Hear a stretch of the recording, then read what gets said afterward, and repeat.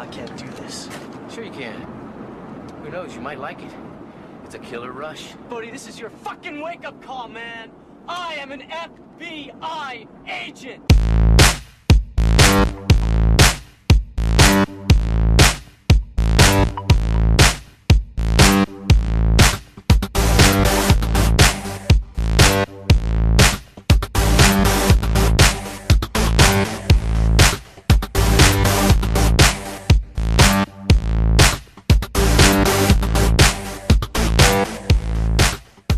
Yo, what is going on, guys? Welcome back to this week's episode of Zach and Jay's Ticket Stubs podcast. I am, of course, one of your hosts, Jason.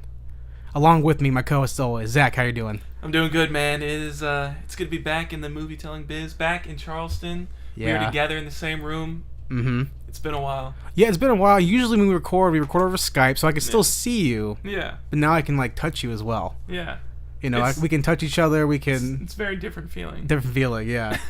But that's because we're trying to work out some new summer programming. Yes. Some new shows we're working on. We'll get to that later in the show, guys. But, this is a fucking movie podcast. It is. Talk about movies and TV shows. Mm-hmm. As we always do, we start the show off with what we've been watching this week or the last week.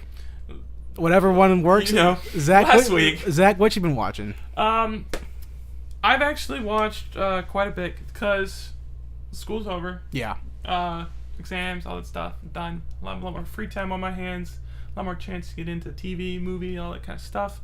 As always, TV corner. Boop, boop, boop, boop. Whatever that little thing is. Boop, boop, boop, boop. Boop, boop, boop, boop. For Zach's TV corner. That reminds me of... Do you ever watch The Venture Brothers? The Adult Swim show? Yeah, The Venture Brothers. I don't think so. Okay, well, it's a bit... Pretty much the show's kind of like... It's like older... it's a spoof of Johnny Quest. Okay.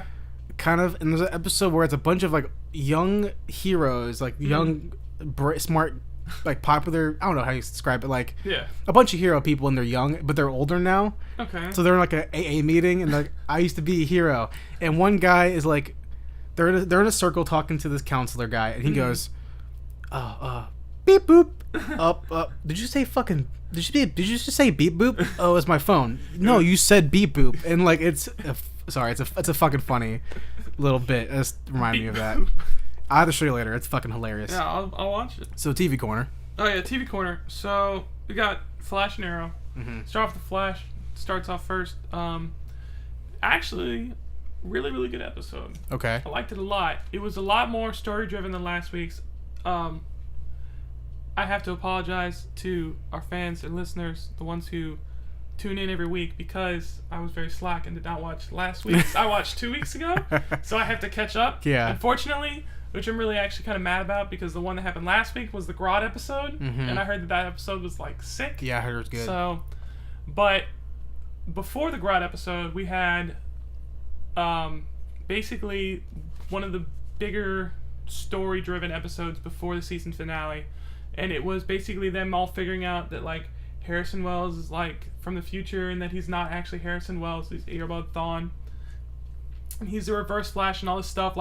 In the beginning of the episode, it picks up where last week's left off, and they're in his little secret room that he has in Star Labs, and they're talking to his computer Gideon, and it was actually really really cool because they had a moment in there where Barry was talking to the computer or whatever, and he was computer knew him and everything because it was from the future, and it was actually something that he created. So it was giving him an introduction of Barry Allen, and it was Barry Allen, police chief of Central City, and then it said founding member of the Justice, and then it cut him off, and it was really, because obviously it's Justice League Easter egg, and they're I was just yeah, Barry Allen is Justice League. I can't wait until they actually put the Justice League in the TV series. That was a confirmation for me that eventually they're working towards trying to get that at some point. Yeah, so. Totally. I mean, they can't not. Yeah. I mean, that's obviously that's the biggest plan is to try to get that to work. Yeah, that's their long range plan for sure. But it was cool to just see that little they really are thinking about it. I mean, I'm surprising too, because it took Smallville probably fucking 6 years. Yeah, it took forever before they even decided to introduce other DC characters. Yeah, other DC characters. I don't remember. I think the first person you saw was.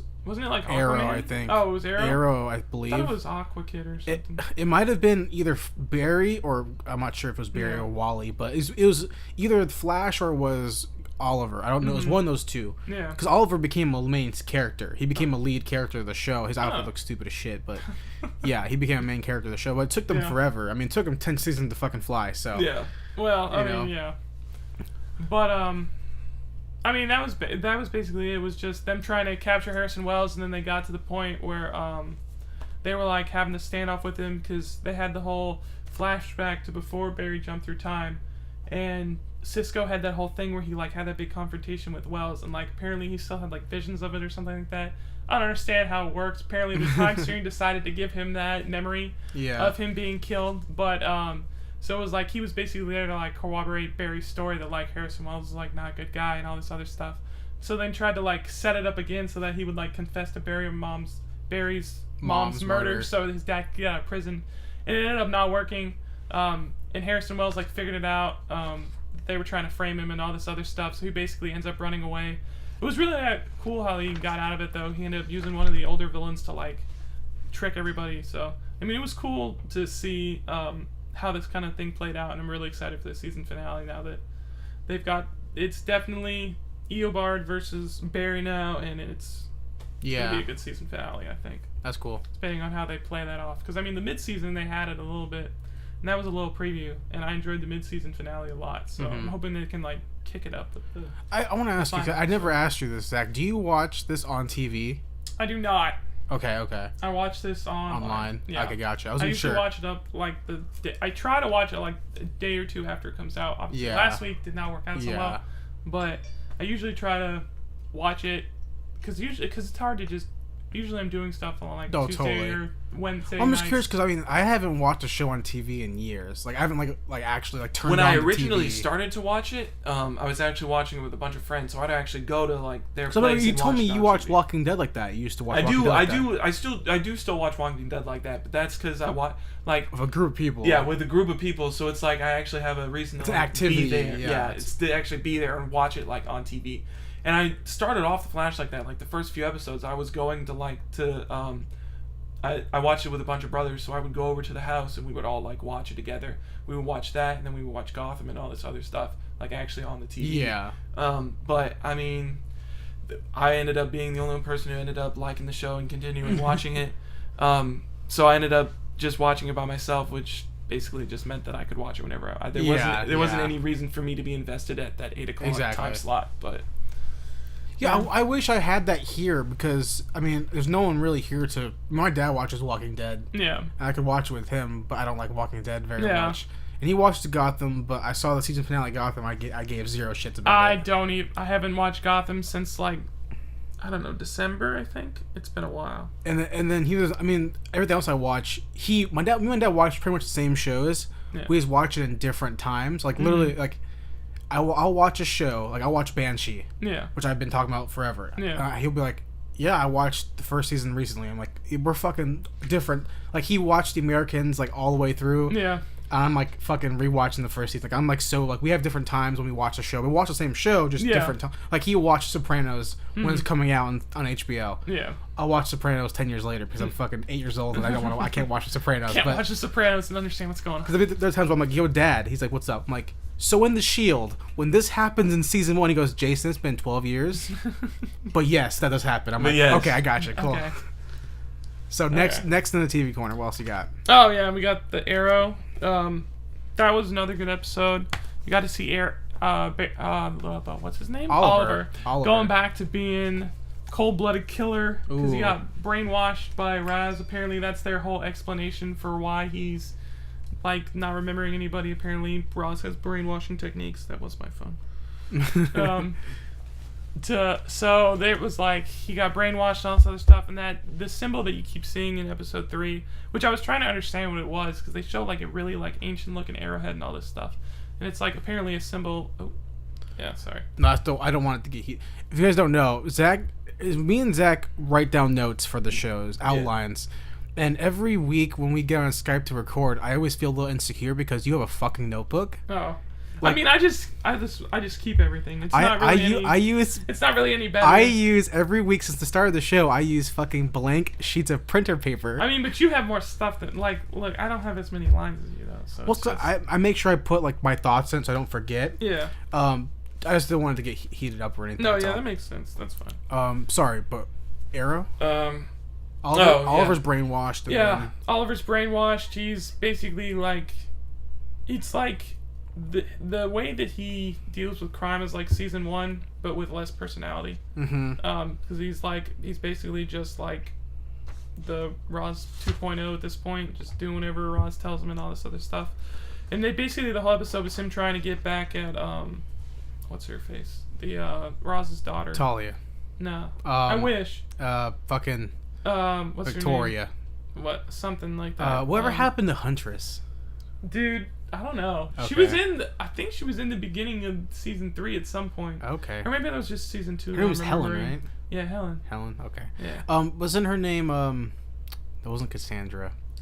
Was Sarah's the other girl. Yeah, Sarah's lesbian lover. Yeah. I don't know what her name is. Whatever. I can't remember it. Not But she's important. training with the Laurel. Daigo. They don't call her Daigo. At least a Daigo. I was like, Daigo? What? The Daigo's I was like, superheroes? Daigo? What? The Daigo superhero? So she's training with Laurel. Yeah, she's training with Laurel. Wait, whatever. she's training Laurel or she's training with Laurel? Well, she's training Laurel. Okay. And training with her. It's weird. Because But- no fucking Laurel can't handle that. She's a fucking ninja assassin. Yeah. She better be trained. She better be Yeah, fucking getting she- trained by this girl. Yeah, she's getting trained by her. She was like, that was her new thing, was like when she got ousted from the Brotherhood at some point, or from the League some point in this season, Laura was like, well, you can come train me, because Yeah. obviously I need help. And you knew my sister. Yeah. So it's like, you know. Yeah, so it's like of that little course. connection for her. So, but you had that. What else? Oh, and then the twist on the end of the episode, so good, because he ends up capturing whatever her name is and bringing her back to the League. And it was like the whole point was like the point of him capturing her was that obviously she's like a threat to his like throne rule. So basically, Ollie was gonna have to kill her, and Roz was like, "Nah, you're not gonna kill her. You're gonna marry her." Oh, shit. And I was like, that's fucked up. "That's kind of messed up." It is messed up. She's Yeah. obviously into Sarah. Yeah, And dead she's, Sarah. Well, she's coming back in But- Legends of Tomorrow. Dude, I don't understand how that's gonna work. Also, that's a dumb name for a show. That's really. I saw that and I was like, Legends that's, of Tomorrow. sounds really dumb. That's gonna be the show. It with- doesn't make any sense. Like that's not based. That's just That- something they made up. That's gonna have Adam and Sarah in it. It's gonna have Adam, Sarah, Captain Cold, Heatwave. Why the fuck are they bringing And- rogue galleries into Dude, this? I have no idea. I'm They're down doing- with there's having one another with L, Miller and stuff. And it's but the guy who plays Professor Stein is gonna be in it too. Without what's his face? The other half of isn't Firestorm in it? Yes, yeah. It's not yeah. like it's not both of them. It's just So he can't turn into Stein. Firestorm. So he can't turn into Firestorm. It's gonna be a fucking guest appearance episode. And It's Yeah. like, okay, now we can do it. Okay. Firestorm. Firestorm. That's fucking dumb, dude. Team up. But yeah, so you've got that twist ending. I'm excited to see what last week's episode does with that. But yeah, that was Arrow and the Flash. Cool. So Anything now- else? Anything else you watched? Yeah. Now on to the movies. Watched 2 classic films. Okay. First one, classic action movie with my boy Arnold Okay. Schwarzenegger. That is. Okay, Predator. No. Okay, a Last Action Hero. No. Okay, Even more classic. fucking Commando. No. More classic. But Fucking- futuristic. Okay, fucking Terminator. I lost my pen. No. Running Man. Running Man. Running I haven't watched Man. that movie in forever. It's so good. It thought- I has thought you were some of gonna- the best one-liners. I haven't Arnold seen that has movie in ever a spoken. long fucking time. It's really, really good. It's on Netflix. Okay. Check it out. So good. Have If you y'all- seen Arnold Schwarzenegger in? I think it's called Final Days. I think is what it's called. Or not? it's You like mean The Last Stand? No, it's the movie about the devil. Oh no. It's no. where Schwarzenegger's like. Oh wait, I haven't seen it all the way through, but I know what you're talking about. Yeah, it's Arnold like a guy. He's probably a cop or something. I don't Yeah, know. I think he's a cop. He like finds a girl and like she's like either a gateway or something. I think she's like the mother of the Antichrist. Or something. Yeah, something like it's that. Some, And some there's, like, some- basic devil plot Yeah, like that. I remember when I was a kid, dude. See, my dad was watching it on TV when I was young. And that shit scared the fuck out of me. Yeah. I was like, why am I scared of a movie with Arnold Schwarzenegger in it? Like that's That's stupid. the devil. Yes, apparently, yeah. That shit Yeah. freaked me out. But I mean, that's. I mean, when you actually see the devil, I was like, that's pretty good practical effects. so Running Man. But Running Man, Yeah. so good. When did it come out? Do you know? Did you see the 80s probably? Early I think 90s? it was 80s. I think it was early 80s actually.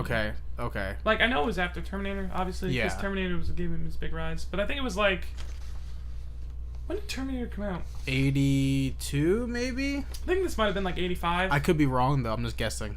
I think this was like 85. I could be. Because it was still like a young Arnold. Like he was still like super young in this. Was it like Conan era maybe? I think it was. It might have been after Conan. Because Conan to me was like, to me that's like his big, what's it called? Role?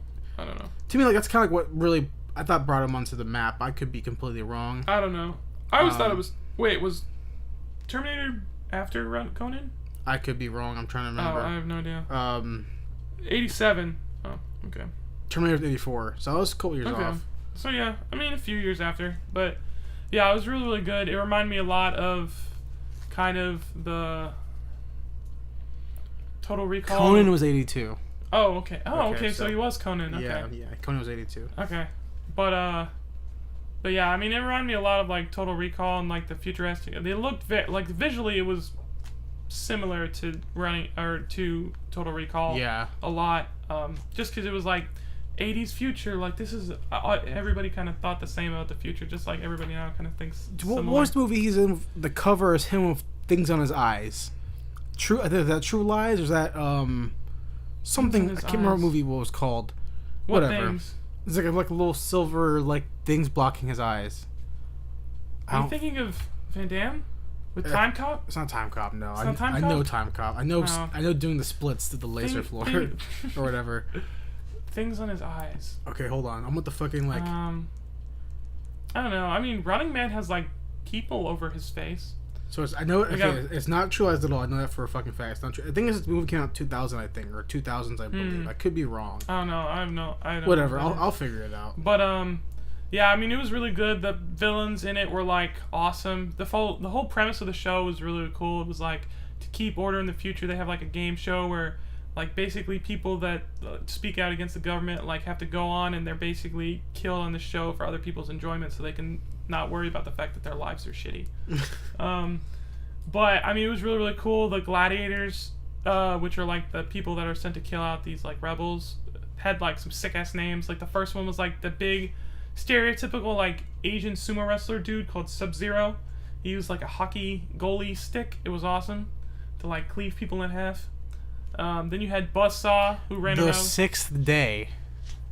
I've never heard of that. I don't think I've heard of it. It's a pretty good movie. Also, the movie is called End of Days, which is the devil movie. Oh, Just the saying. devil movie? Yeah. End of Days. It End came out of in Days. 1999. The End of Days? Yeah. Okay. But, where is it? Oh, Buzzsaw. Cool. He had, like, motorcycle chainsaws all over it. It's pretty sweet. Arnold Schwarzenegger kicking major ass. I mean, it's an Arnold Schwarzenegger action movie, but some of the best one-liners, man. It has Robin Tunney in it. Robin Tunney, who was the main girl from The Mentalist. Oh yeah, dude, that girl. The Mentalist is Hot as over? hell. What the fuck? You didn't know Mentalist was over? It ended? Even I knew that, and I never watched. How did it end?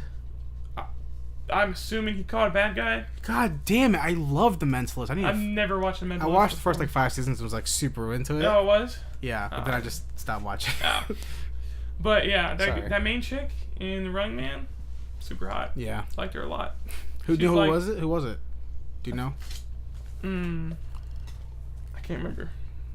But she was like Latina-ish. Was it Michelle nice. Rodriguez No, from Fast and was Furious? not. Maria Conchita Alonso. Never heard of her So before. very, very Spanish. Yeah. But yeah, and then you got Richard Dawson, played a sick ass villain who's like the game show host guy. He was awesome. But yeah, Running Man, Arnold Schwarzenegger. If you haven't seen it, check it out. It's a really, really good, really, really good film. Yeah. It's only like 90 minutes or so. I mean, So you it's should, not- probably, yeah. Yeah.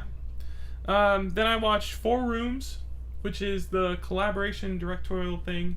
It's got Robert Rodriguez, Quentin Tarantino, who else? They had 2 other directors, and they're all, it's like a 90-minute movie, but they all have like 25 to 30-minute segments that each of them directed. And so you get like 4 different stories all focused around Tim Roth's character, who's like a bellhop in this, at the night shift in this hotel. I thought it was a really, really good film. Being able to like connect like the 4 different Directors. directors into one like semi-cohesive plot line I thought was really, really cool. When did that come out? Was that recent? No, it wasn't. It was 95. Okay, I don't think I've seen that. Yeah, it's really, really good. Once again, it's on Netflix.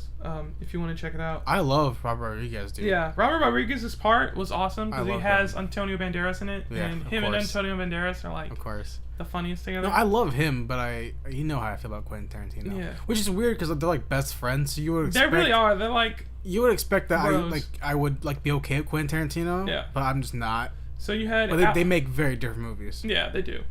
But so here's the 4 directors. You had Allison Anders, Alexandre Rockwell, Robert Rodriguez, and then Quentin Tarantino. Never heard the other two. I hadn't heard of him either, but Allison Anders' part was interesting. Yeah. It's all about like witches trying to bring back their goddess or Ooh, stuff cool. like that. So the one has to seduce Tim Roth and get his seed Oh, for there the you go. special potion. Tim Roth, man. I like Tim Roth a lot. He was cool in Lie to Me. He's good in this movie. It's Yeah. like some like He was good in Selma. He was in Selma? He played the racist governor. I forgot who the you know guy. what he's gonna be in.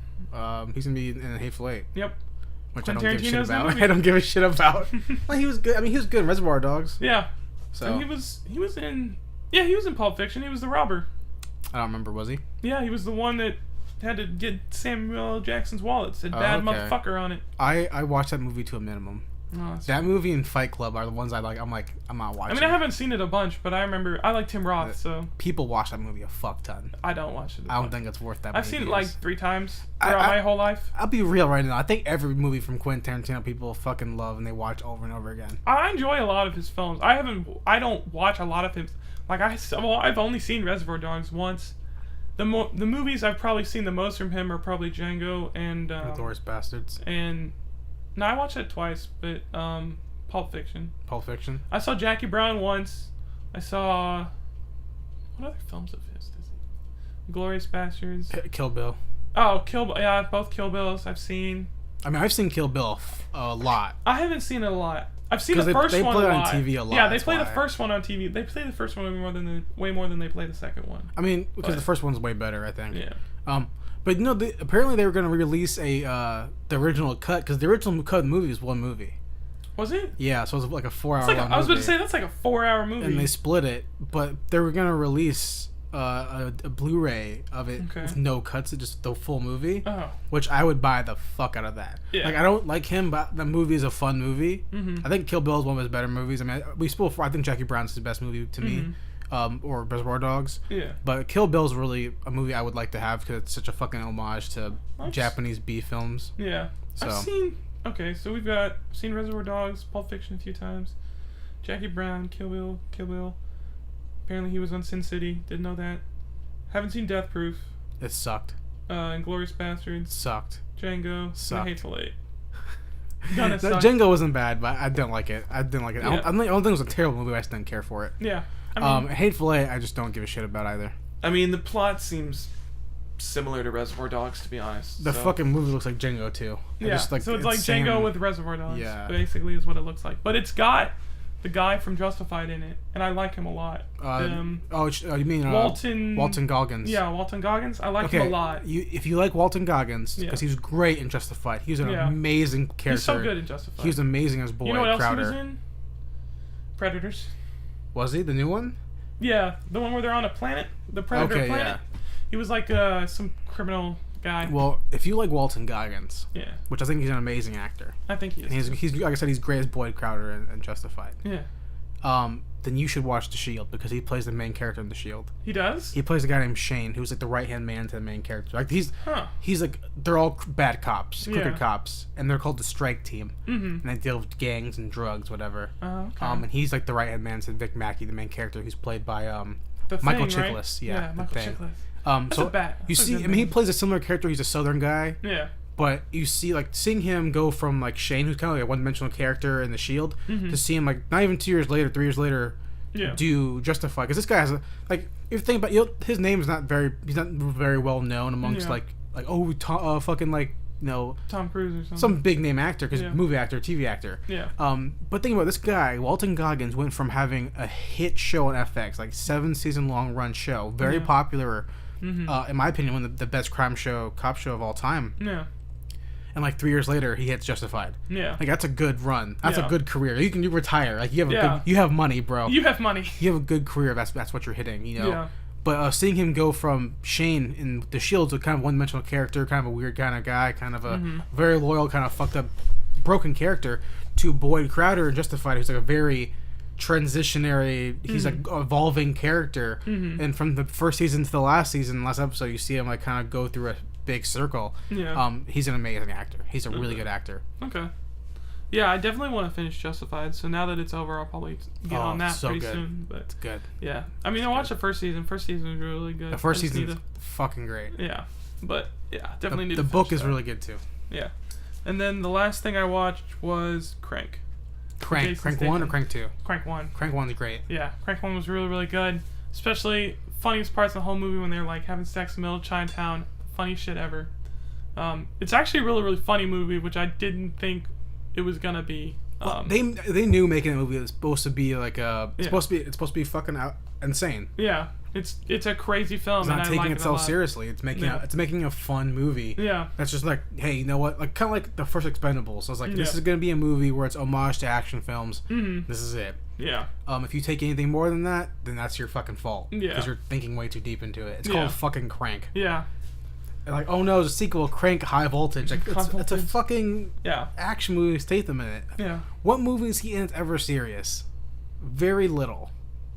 Guy Ritchie films. That's about it. Yeah. And then those are comedy. Those have humor in it. So it's like, it's called fucking Crank. Enjoy it for what it is, you know.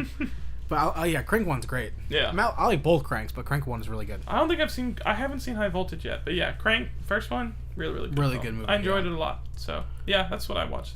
Sweet, pretty good little list there. Yeah. I mean, my list is smaller. Okay. Because I don't watch the TV corner. I don't do my TV corner. Right. First thing I watched though, like I mentioned, I'm still watching The Shield. Yeah. I'm still pushing through that season 4. Okay. 7 seasons, I believe. Okay. Like I said, still a great show. In my opinion, the best cop show on TV Okay. to ever exist. Check it out if you haven't. You definitely should because it's fucking awesome. Yeah. It's probably the best thing Michael Chiklis is ever gonna do in his career. Walton Goggins. But he was the thing. That movie fucking sucked. Michael Chiklis was the thing, man. And he was I didn't mind him as the thing. I just thought he married sucked. a blind girl. It was awesome. He did, like in the comic books. Yeah. He did. Oh, okay. Yeah. Yeah. Because she used to paint her and shit because she couldn't see him because she just had emotions and stuff. Yeah. Whatever, super cliche. So The Shield's really great. Still watching through that. And then I rewatched a classic movie. Okay. I told you this before the show. I bought all the X-Men Blu-rays. Oh yeah. I was gonna rewatch all the X-Men movies, starting with X-Men 1. Okay. I said no. Good choice. I'm not doing that. Oh, okay. So I started with X2. So I rewatched because X2 is the better movie. It really is. It's So the best. Besides, I would think Days of Future Past gives it a run for all of them. I think Days of Future Past is the best movie. Yeah. I think Days of Future Past is the best X-Men movie ever made. Out of Yeah. the whole crew. I think followed closely behind that is First Class. Yeah. Then followed behind that is X2. X2. X2 is good, but after rewatching it after like 10 years and have not seen it or whatever. Yeah. Because think about this. X-Men 1 came out, get this, 15 years ago. Came out in 2000? Came out in fucking 2000. Wow. Also, there's a fucking funny diagram of Hugh Jackman where it shows him as Wolverine in every single movie. And in X-Men 1, he's a regular guy. He's just a regular dude. No, not buff at all, just a Yeah. regular guy. In X2, he is fucking jacked. Yeah. Like they're like, yo, Brian Singer's like, dude, Hugh Jackman, you gotta fucking beef it up for Wolverine, bro. So I rewatched X2. X2 is it's still a really fun movie. Yeah. Some scenes I don't think are that great or should be there. I see a lot of flaws in it. Like the very first, second scene of the movie. When they're at the museum Part, where Professor X freezes time, which I don't know how the fuck he does that. I really would love to know how he did that. So he freezes time. There's scenes where like they pull out the camera and like you see them talking to each other. You see extras like fucking like moving, bobbing back and forth because they can't stand still straight. So that's funny. The whole scene, the best scene in the movie, in my opinion, is the Bobby's house scene.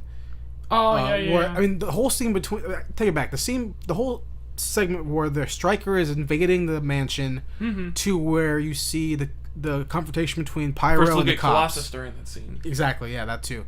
That whole scene where they're breaking into the mansion, and then Ollie the Bobby's house in Boston. That whole scene is really well done. It shows you kind of like the best racial tension, species tension of the X-Men. Yeah. I think you've seen in the movies because you see Bobby's own family like not understanding what he is, and like they're like, can you just? His mom's like, have you tried just not being a mutant? Yeah. And then Pyro's like looking at her like, bitch, like come on, are you serious? And like when I was watching the mansion scene and like the fucking soldiers are raiding the mansion, right? I was thinking like, motherfucker.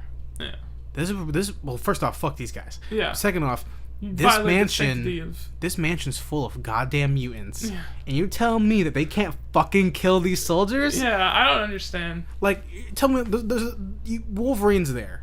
He can kill all by himself. Yeah, I don't understand why he ran away. I was Iceman's like, you totally there. could kill all of them. Iceman's there, can fucking freeze all of those motherfuckers. Yeah. Pyro's there, you can fucking, they have grenades on their Burn bodies. them. Boom, they shoot guns, Yeah. boom, you fucking blow them up. Yeah. Like, what's going on? Rogue, they're all dead. They touching Just kill them. Just kill 'em all. Fucking Colossus is there. You And just push Colossus- through them. I was about to say, Colossus Lee's just goes metal. They can't do anything to him. Like, he's so- unstoppable. I don't understand why Colossus. I ever guess has a it's problem. because Professor X has said don't kill anybody. That's probably why. I would think but- that too. It was like Professor X's Get whole the thing of like, fuck outta don't here, kill man. any humans. And Wolverine killed like 6 people that scene, so I Yeah, don't he know did. what's I was going about on. to say. Well, he's the only one that like doesn't follow Xavier. Well, he as didn't much go as the to rest he didn't of go to them. school there. Yeah. He's older than Xavier or whatever. Yeah. So X2 still a good fun movie. Not the best movie in the series, obviously, because Future Past is the best one. Yeah.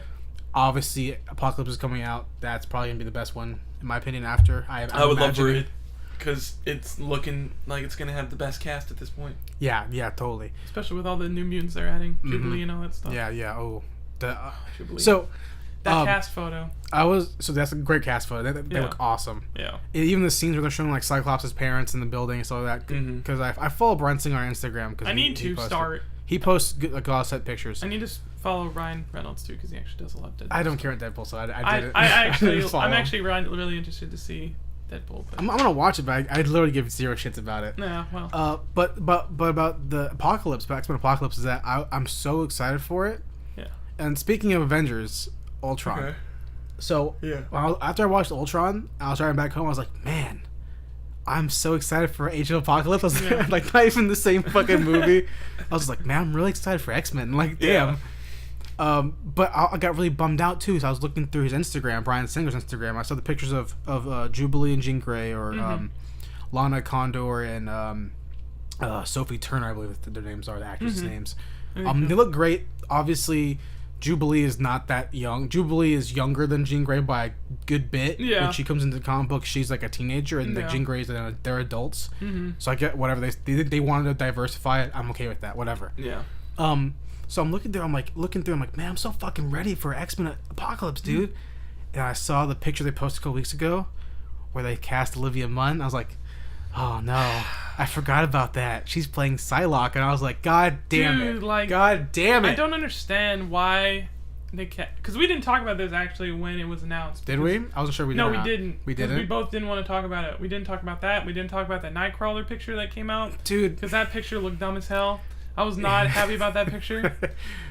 I'm okay. Okay, Cody Smith McPhee, or whatever the fuck his name I'm is. pretty sure that's close to it. I'm okay with him as Nightcrawler. I don't know if he can pull off a German accent. Whatever. I'm okay with it. The picture looks stupid as fuck. Yeah. 100% looks stupid as fuck. Yeah. But I can get over it because he's a good actor. He can act pretty well. He's the kid from Ender's Game, right? Is that Yeah, him? I think Is that so. the same kid? I think so. Yeah. Okay. So I know he can act. He has chops. Okay. He's gonna be good when he gets older. I can tell. Like, he get better. Okay. But Olivia fucking Munn can't fucking act. Yeah. I don't care what anyone says about the newsroom. She can't fucking act, and she cannot play fucking Psylocke. She cannot be fucking Betsy, whatever the fuck her name is, Betsy Braddock, whatever the hell. Is that what her name is? Yeah. That Psylocke? I don't even know. Okay, Psylocke. Here's a little quick history of Psylocke. Okay, Okay. Those don't know. Because I know her, but I don't know of her. Psylocke was born a British woman, which is why her name is Betsy Braddock or whatever. Betty Okay. Braddock. It's Braddock's her last name. I always forget because I don't care about Psylocke. Psylocke, I care about her. Not my main X-Men chick. My main ex-girl is Kitty Pryde. Pryde. Yes, I know. exactly. I got you. Kitty No, Pryde. no, I got you. Everyone knows Kitty Pryde's like my girl. Yeah. Oh, I got some fucking beef to fucking say after this. I'm so pissed right now. But Did you hold get rid of on. Ellen Page? No, that's Oh, not it. okay. So, Betsy Psylocke Okay. was born British chick. Some shit happened in a story arc where her body got switched to an Asian girl's body, which is why she's Asian. Okay. So she was born a white girl, Okay. but then she had to become an Asian girl. Okay. So, I'm okay. Look, okay, whatever. I'm glad she's with Asian people in X-Men. I'm down with it. Yeah. Olivia Munn can't fucking act. Yeah. So get someone else. I don't give a fuck. Fine. Go back to the reservoir of our two fucking Asian actresses. Bring Yeah, out that Lucy one girl Liu. from Pacific Rim. Oh, dude, Rinko Kitschke? Is Whatever. that what her name was? Yeah, I think so. Something like that. Or even get Lucy Liu. I don't give a fuck. Oh, Get dude, Lucy Lucy Liu. Liu. Pull her out of elementary and make her fucking be Yeah. fucking Psylocke. I don't give a shit. Lucy Liu. She'd be a good Psylocke. I just don't. Like I told you when this happened, I want them to find unknown Asian actresses. Don't go for the god. It's very similar. I know it's hard to understand because I was okay with Scarlett Johansson being cast as Motoko from Yeah. Ghost in the Shell because they're trying to get someone to watch it. Yeah. You don't need to get people to watch X-Men. People are gonna watch X-Men Yeah. regardless. Find it. The girl they went out of nowhere and cast Blink. Yeah. And that was perfect. Like, Yeah. yes, she's She was not good. white. She's an Asian. Who the fuck is that? I don't know, but she's great though. I don't know, but she's great. Do the same thing with Yeah, fucking she's good, Psylocke. though. I mean, don't get me wrong. Olivia Munn's a very pretty actress. Yeah. She's a very pretty host of a show. Yeah. Whatever. And she's entertaining to watch. She Past can, host. Yeah, past host. Old, Yeah. previous, whatever. Yeah. But I don't want to see her in X-Men as Psylocke. Just that. It's just that simple. Yeah. I mean, But- I haven't seen the newsroom or anything like that. Apparently, that's everybody's justification for her being cast. Because she has like one role. That's why. Yeah. Like, she has like X-Men, or she has like Iron Man 2, and then she has Dude, like, I don't Vision. even remember her in Iron Man 2. What did she played do? an interviewer. Oh, is that what She's she like, did? oh, Tony, blah, blah, blah, blah, blah. End of fucking role. Well, that doesn't count for Yeah. anything. But in the newsroom, she's actually acting, apparently. Oh, okay. Well, whatever. I don't give a fuck about that. Okay. Cast someone else. Yeah. I agree. I think they should try to cast more unknown actresses in these roles because obviously I mean, there's not a lot of diversification. and that applies to every race. I don't give a fuck. Like, you don't have to cast, a main big shot guy. Like, you don't need to cast Tom Hardy Yeah. to play Punisher. I want to see that, Yeah, I would love to see but that. you can cast someone else. Yeah. I mean, like, that's just what I'm saying. Mm-hmm. But moving on from, so I watched that's coming out. I'm excited to see that, but Yeah. Olivia Munn still kind of puts a damper on my thing. Mm-hmm. But Sophie Turner I think she was great in Game of Thrones. Yeah. Lana Condor, I haven't seen her act anything, but she looks great as Yeah. Jubilee. I'm down with it. But before I move on to the next thing I watched, I was talking about Kitty Pryde. Yeah. Oh yeah, you said you had beef. I have beef with Kitty Pryde, right? Okay. Kitty Pryde, for those of you guys who don't know who Kitty Pryde is, she's Shadowcat. Yeah. She's Ellen Page in X-Men. Mm-hmm. She can phase through stuff, Yeah. that kind of stuff. That's her power. She used to date Iceman for a long time. She dated Colossus for a while, all this kind of stuff. She did? She dated Colossus for a while, yeah. Good for her. Kitty Pryde is my favorite X-Men. Yeah. It's Cyclops and Kitty Pryde are my favorite X-Men of all time. Cyclops is my favorite by far. When they cast Ellen Page Yeah. in X3, I fucking loved her. Yeah. She was great in Days of Future Past. In the comic book, I fucking adore Kitty Pryde. Yeah. She's always been my favorite. Yeah. I fucking love her. Okay. And I've been reading. Where's the I've butt? been reading comic books a lot recently again. Yes. I got back into it, so I'm rereading it again. I'm rereading this past current run of X-Men, Okay. of Uncanny X-Men. Okay. This is not related to movies at all. Just saying, this is all Okay. comic book stuff. No, I got So you. sorry, listeners, if you don't give a fuck. Yeah. I hate beyond any Marvel property Guardians of the Galaxy. Guardians of the fucking Galaxy. Is she in Guardians of the Galaxy? So they crossed over a couple times. What, X-Men and Guardians? X-Men Guardians, right? Okay. Whatever, no big deal. I get it. They're Okay. trying to cross it over. Fucking She joined fine. Guardians of the Galaxy. She didn't join them. Oh, okay. She did something fucking worse. She slept with Star-Lord. She did something fucking worse. She slept with Groot. No. She's just a Star-Lord. Oh. They're getting fucking married. Fucking Kitty Pryde is marrying fucking Star-Lord. How did that even happen? They met and they hung out and he gave her like a hologram phone and they go on holo dates. And then one day they're like, "Hey, yo, you want to get married?" She's like, "Yeah, I do." And I was like, That's the dumbest thing I've ever heard. and I was like, "Son of a bitch, son of a fuck!" I was so mad, Zach. That doesn't make it just doesn't make any sense. It was like Marvel was trying to spite me. They're like, this guy fucking hates Guardians of the Galaxy and he loves Kitty Pryde. Well, guess what? Who's gonna suck his dick now? We're gonna make Kitty Pryde suck his dong now. I was so mad. So that's that. Last thing I watched was The Americans season 1. I rewatched season 1 of The Americans. Okay. It's one of the best shows on TV. Check it out if you haven't seen it yet. Yeah. It's a great spy show taking place in the 80s, Cold War stuff. Cold War, man. Philip is great. Carrie Russell's in it. She's really great. Is it Kurt Russell's daughter? I don't know. I always forget. Maybe. Probably not. Maybe. I don't know. Oh. But the show's really great. It's about Russian KGB sleeper cell agents who are in the U.S. doing missions for Russia. So they are sleeper cell agents? Okay, I was wondering about that. They're there, but they're doing missions in the U.S. to, whatever, for Russia. Okay. But the thing is, they have a family. And they're married, but they aren't really married. Okay. They are married given their fake identities. So, like, his Right. wife is loyal to the cause. Okay. Like Mother Russia's the shit. Right. Philip is like, but this place is so much better than Russia. He's like kind of like on the fence about it. Like he wants to just like, we can just go leave. Yeah. Like, he loves his wife. His wife is like, you're just a mission. Like you're just part of the mission. Mm-hmm. But she's like trying to make it work. They're going back and forth. They have 2 kids. Yeah. Like they're actual kids that like don't know anything. Like they're American. They don't know shit about what their job is. They think they're real estate agents, whatever. Tourist. Yeah. What's it called? Not tourist agents. Booking like vacation people. Oh, okay. So it's like, it's a really good show. Really good twist. Really good turns there. Okay. I love it, man. It's a really great show on TV. Check it out. Okay. Yeah, definitely. So that brings us to our next segment of the show. Yes. The hottest news in TV and movies. Dak, what you got for me? First thing I got, Magnificent 7 remake that they're doing, casted Jason Momoa and Byung-hun Lee. Okay, yeah. I'm excited to see Jason Momoa in this film. I don't know too much about Magnificent 7. I'm pretty sure it's based off... Was it a Toriyama movie? Maybe. I know there's... Wait. I'm trying to figure out. It's a cowboy movie. It's a cowboy movie? That's what I thought. Okay. So it's not... Okay. Man, it could be based off... It could be based off one of his... Samurai 7 or whatever. Yeah. I think it's something like that, yeah. It could be. But, yeah, so the fact that they add Jason Momoa in it, I'm down for it. I like him a lot. He brings... especially now that like is from his popularity in Game of Thrones and stuff, he brings a really big audience to the film. Have you seen this show? His new show he's in? He's in another show? He's in a show that was, I think it's on... That's better than Stargate Atlantis? It's either on... Starting Atlantis was really good. It's either on Showtime or it's one of those channels, whatever. I think it's on Sundance Channel. I think Okay. it's a little mini-series about... He plays like a Native American guy. It's on Netflix. I forgot what it's called, but it's on Netflix. I haven't watched it yet, but it looked kind of cool. It has really high ratings. Huh. I have to check. I need to check it out. No, I didn't even hear about that. Okay, Yeah. yeah, definitely, I'll check it out. But yeah, so Jason Momoa and some well, he's probably not unknown, but he's unknown to me. Some Asian He's actor. probably a popular Korean guy, probably. Yeah, I think so. Or what was his name? Byung-hun. Actually, that name sounds familiar now that I really look at it. Was he? Did he play? I feel like. Was he? I'm gonna be racist here. As an Asian to another Asian guy, Yeah. Was he the fucking? What's the white ninja from G.I. Joe? Dude, Storm Shadow? Was he Storm Shadow? Dude. Or was he? Hold on, wait. Was he the I'm guy gonna in look Green him up. Hornet? Dude, he was Storm Shadow. He was Storm Shadow. I was Storm fucking knew Shadow. it. I fucking knew He was it. Storm Shadow. Who's and the? he was in the I Saw the Devil, if you've seen that. That was a great fucking movie. That was a great movie. That's him. That's That him. was him. That's Oh, him. dude, he was killer in that movie. Yeah. Hold on. That was him.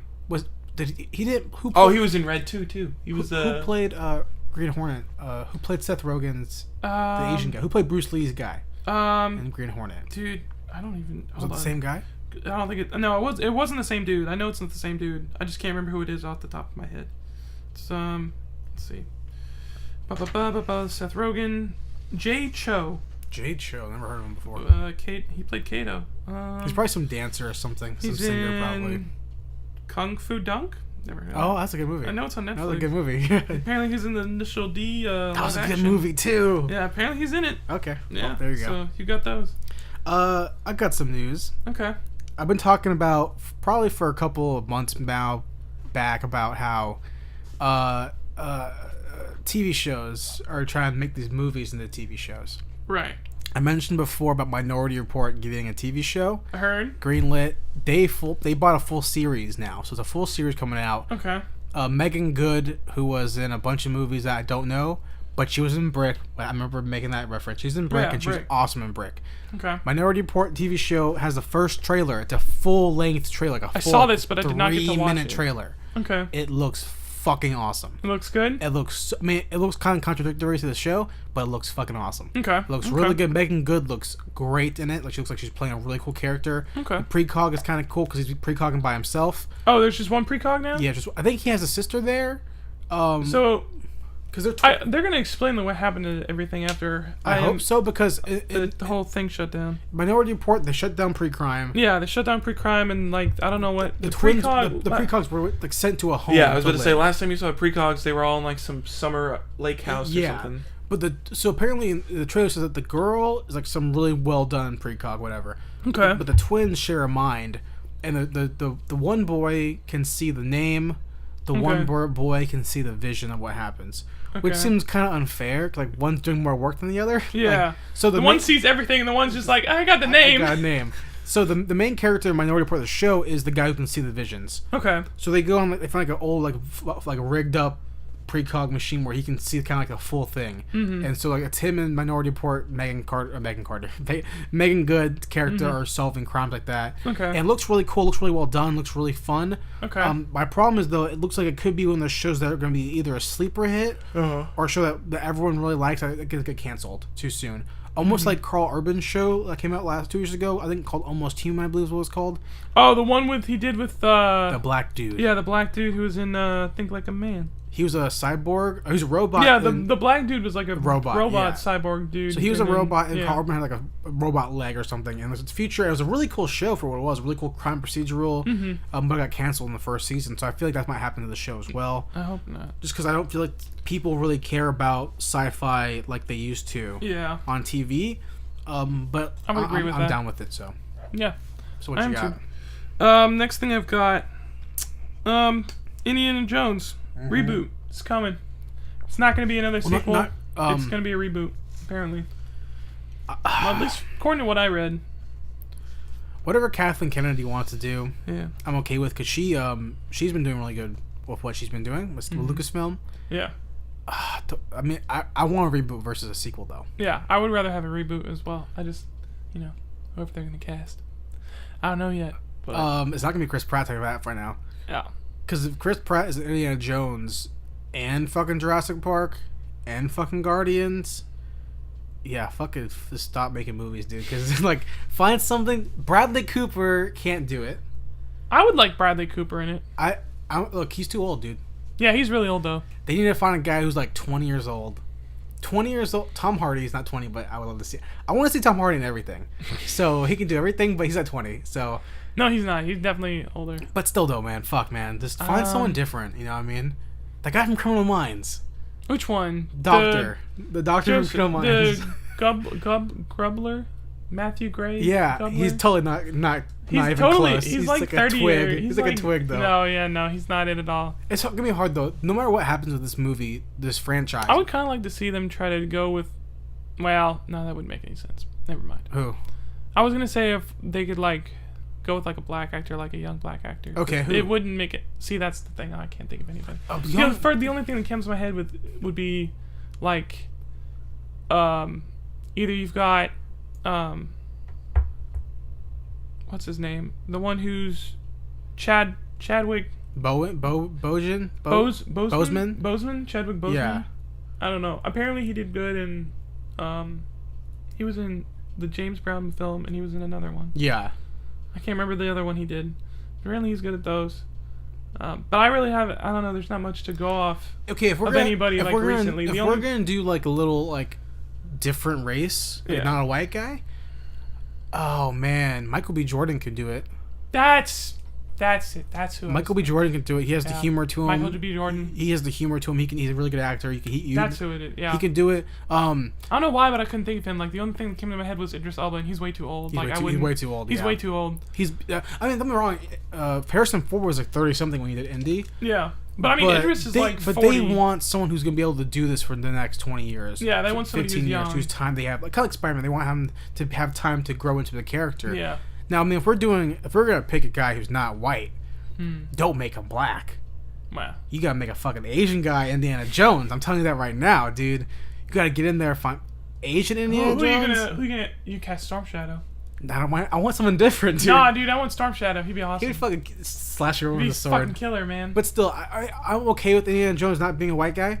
Okay. But don't make him black guy because make him black guy. Pick someone else. I'll be okay with like even a fucking dude, like a fucking, like a Canadian dude. You know, like a fucking Hispanic guy. I'm down with it. I'd be down for that. Just don't name it. He can't be Indiana Jones anymore. He has to be like fucking like something else. Yeah. You know, Humberto, whatever, something. I don't know. Or if he's Asian, he has to be like fucking like Ken Park or something. Who's Korean or like Ken Park or like Indy fucking Long Shui or something. Yeah. So whatever. Yeah. No, that was my next piece of news as well as Indiana Jones. Yeah, but for me, we got John Wick 2 that as well. happening. Yeah. It's coming out. Directors David Leitch and Chad Stahelski. Those are nice names. They mentioned it that they're doing it. It's coming out. There's no script yet, and it's still in pre-production. Yeah. But they mentioned in an interview with Vanity Fair, I believe, or something like that, that they people, you need to have a great character for a series to be well. Yeah. And if the character isn't cared for or loved, then it won't work out very well. John Wick is a pretty good example that it's an action film, but people gave a shit about John Wick. Yeah. You care about him in the very beginning of the movie when you see his life, you see his dog get killed, you care about him from the get-go. Yeah. He's a cool character, he's badass, Keanu Reeves is awesome. I agree. So for this to be a possible franchise, a possible thing that Keanu Reeves can do since The Matrix to be a big push, I'm really happy with it. Give them a little bit more budget maybe. Yeah. I would prefer to see some practical blood effects, some squibs. The CG look okay. Yeah. I want more actual blood though, to make it more gritty. Yeah. Obviously, people really are happy with the fact that this world could have a whole different, expanded universe because people are like, that hotel, something's there. Yeah. That could be a whole movie by itself, is the hotel, the history of that hotel. Yeah, just the hotel in general. Yeah. Or you can follow different assassins in that hotel. Whatever it is, I want to see some more. Or I personally want to see a prequel to John Wick. Okay. I want to see him doing that last mission where he gets his freedom. But I would be happy either way to see either direction, a sequel or a prequel. Either way, I'm happy with it. John Wick was a great movie, so yeah, fantastic film. Yeah, definitely excited when I saw this. I kind of knew it was happening. They'd been talking about it for a while, but the fact that they officially said it and greenlit it, totally down for it. Excited. Next piece of news I have, Assassin's Creed. Michael Fassbender. Michael Fassbender said to start filming in September. About 3 months away now. It's a real thing now. How do you feel about that? I mean, to be honest, if there was any video game that could actually make a good transition to film, I would say it'd be Assassin's Creed. They have this. They have a storyline that they could use with plenty of characters and plenty of backstory and stuff like that. That you don't have to exactly follow the video game to make a good movie out of it. So definitely, I think this is a smart choice for them to try to do. What time period something. are they doing though? I have no idea. I have no idea. He's a I white haven't guy, seen anything. so Yeah, I mean, I haven't seen it. I'm assuming they're not going to be doing like Altair, like Middle Eastern stuff like that. Well, I hope they try to do something a little more modern. But having Michael Fassbender, and it kind of takes out the ability to do Altair because it's old Middle Eastern people. They just had that French guy though, so they might try to. I don't know. But then they also cancels out Ezio because he's Italian. Yeah, because he's Italian. So it cancels out American Revolution because he's not Indian. Yeah. Now he could be his dad from the game. He could be the pirate one. The pirate one. Or he could Probably be the not, new though. French guy. New French guy, yeah. Which I haven't played that one at all, so I don't know if he's a good played character. Zero. I played the very first Assassin's Creed, like half of it. I've played all of them except for the new one, and like the PSP ones or any of those. Like the ones that like aren't actually on a console, I haven't played, but and I haven't played Unity or that new Rogue One. Yeah. Which actually that would actually be kind of cool, an interesting one to see, because apparently in the new like it's like an older generation one. Instead of like the new one being like just on the PS4 and the Xbox, they had a game come out at the same time that was for the PS3 and the Xbox 360, and that was a different take. It was like instead of a Templar turning assassin, it was an assassin who turned Templar, kind of going through that. So that'd be kind of interesting to see if they did something like that. And that was another guy who took place in the New World in like the Canada area, so definitely would be able to work with Fassbender's character. I agree though. It's probably the one game property or IP that could become a movie because the story is there. Yeah. Now whether that story is good or well written or not, that depends on your vision of how the games are taken. But I don't see any other game. I mean, Last of Us is a good example of a game I think could be a great movie. I mean, Naughty Dog makes good games, but it's like it was the same thing. I think a lot of people had the same discussion with Uncharted when they were doing Uncharted. Uncharted could be like the next, could have been, if they wanted to, been the next Indiana Jones thing. But I think the thing that Naughty Dog does that makes their properties not work well for films is a lot of their stuff involves you being personally invested with the character through actual like interaction playing the game. And then the choices that you make. Well, that's why games in general are hard to transition because the games are good because you're part of the story because you're playing as Nathan Drake or whatever. Yeah. But with Last of Us, since it is such a story heavy game, and yes, you are controlling Joel and you are controlling Ellie.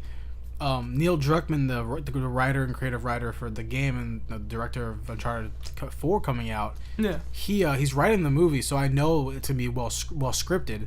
It's just knowing who they cast and how the script follows, because you're taking away that element of playing the game. Right. Like Assassin's Creed, Michael Fassbender has to be doing these free running things that you see in Assassin's Creed are also going to be well done. If he's just like kind of jumping here and there, no one's gonna give a shit about it. He better be doing some fucking Mission Impossible stuff. Yeah, he's got to be parkouring all over the place, jumping off rooftops and killing people and stuff like that. Like that's just, it's part of the thing that people expect to see from that character. So if they don't do it, it's kind of like, well, why did you do the movie? Exactly. But that'd be kind of cool to see, though. Yeah. For me, though, next piece of news is that Fantastic Four director Josh Trank. Yeah. Allegedly fired from Star Wars spin-off film. Was he fired? Because I heard allegedly fired. Okay, because I read that he just left. Yeah. They said he left. Mm-hmm. Like they said they left. Mm-hmm. He was at Star Wars Celebration. He wasn't there. He said he was sick or something like that. Okay. But Trank had the rumors coming out about how Fantastic Four, how the set was in Fantastic Four. Okay. Apparently the set was just like really tough. Yeah. He was like fucking causing like $10,000 of damage in hotels, whatever. He said it was his dog and all this shit. Like a lot of set problems apparently happened on Fantastic Four. Okay. So people are saying allegedly that's probably why they fired him, because like just set wasn't working out. They weren't clicking. Yeah. For Josh Trank. I'm okay with it because I don't think Josh Trank necessarily is a great director. I don't think the Fantastic Four is gonna be a great movie at all. So I'm okay with that. Very similar to how I feel about Gareth Edwards, right? That's his name? For Godzilla? Yeah. Yeah, that's him. Very similar to him. Not saying he's a bad director. Yeah. Just don't think he made good movies. Okay. Don't think he should be doing Star Wars. Okay. Now, if I had to pick, Zach, if you had to pick, who do you, anyone pop in your mind you want to see do this to replace Josh Trank? For the Star Wars spinoff? For Star Wars spinoff, yeah. Which one was he going to be doing this supposed Boba Fett prequel thing? I think so. Or he's doing the Rogue One of those two. I thought Gareth. I'm pretty sure Gareth is doing Rogue One. Then he's doing the Boba Fett one. So he's doing the Boba Fett one. Because J.J. Abrams is doing Episode 8, right? 8 or is 7? He doing 7 or 8? He's doing 7. He's doing 7. Ryan Johnson's doing Episode 8. Yeah. A rumor was that Abrams gonna come back to do 9. Yeah. Rumor. Gareth Edwards is doing Rogue One, right? Yeah. Josh Trank was gonna do the Boba Fett movie. Okay.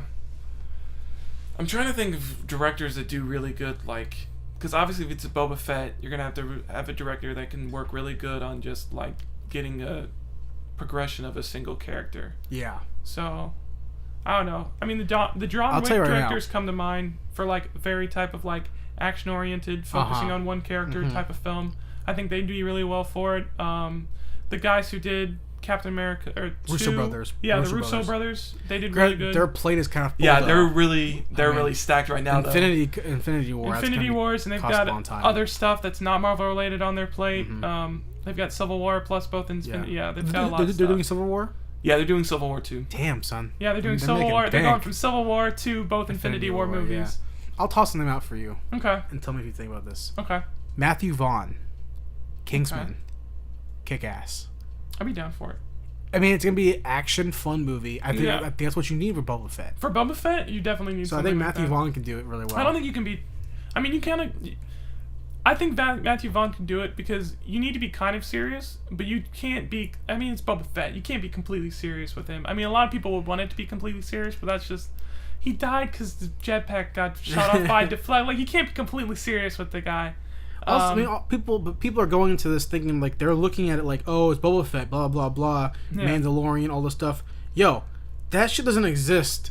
Yeah. All the history about Boba Fett that we care about is gone. Yeah, it's all now. It's he's all just gone. a guy. Yeah, he's just a guy who got killed by Luke Skywalker. You know, he's just a guy in a suit. Han Solo, whoever killed him. I can't remember. Well, he fell into the not last. I mean, he fell shot into the pit. Yeah. The rain, whatever it's called. I can't remember. Whatever the fuck it's called. Sand pit. Yeah, giant teeth pit. Yeah. So. But I think. Yeah, now he's just a guy. Yeah, I think he'd be a good pick. Either way, just I wasn't happy with Josh Trank regardless. Yeah. So to see him leave or get fired, whatever. Yo, you know, I'm good with it. Yeah. Now, I think Matthew Vaughn could do it really well. Okay. My pick already for director is I love Ryan Johnson. I've already explained before how much I love all his movies, The Brothers Bloom and Brick and all that stuff, Looper. So he's already doing Episode 8. So I can't be. I'm already fucking happy. I'm gonna see Ryan Johnson direct Star Wars. I'm okay with that. Yeah. Matthew Vaughn's a good pick though. I think for the spinoff. Even though I don't want spinoff movies. I don't want them. Yeah. I want them to make this trilogy good. Yeah. Don't worry about spinoffs yet. Yeah. I know Disney want that fucking money because you're making Marvel movies. I get that. Yeah. No, don't get me wrong. Rogue One sounds like cool shit. Yeah, and that teaser trailer was actually really, really cool. It sounds If you cool. saw it I from, didn't see it. you didn't see it? I didn't watch it. It was actually kind of cool. Mostly it was just Obi-Wan voicing over, and then you saw a really cool set piece of like, I don't know what moon. It was some planet, and then you saw the Death Star over it. Like you thought it was the whole thing of like, it's a moon. That's no moon. It's the Death Star thing. It was very, very cool. Like play back onto that. But it was a gorgeous like 10-second set piece. It's gonna be bad though, because it's Gareth.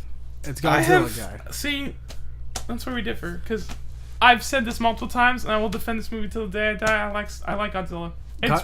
Godzilla was so bad that the character, the human part was bad. Godzilla was so bad. The human part was awful. Godzilla was so bad that it took Joss Whedon to make me give a shit about Aaron Taylor Johnson and Elizabeth Olsen, who were both in the movie. Both in there. And they were fucking.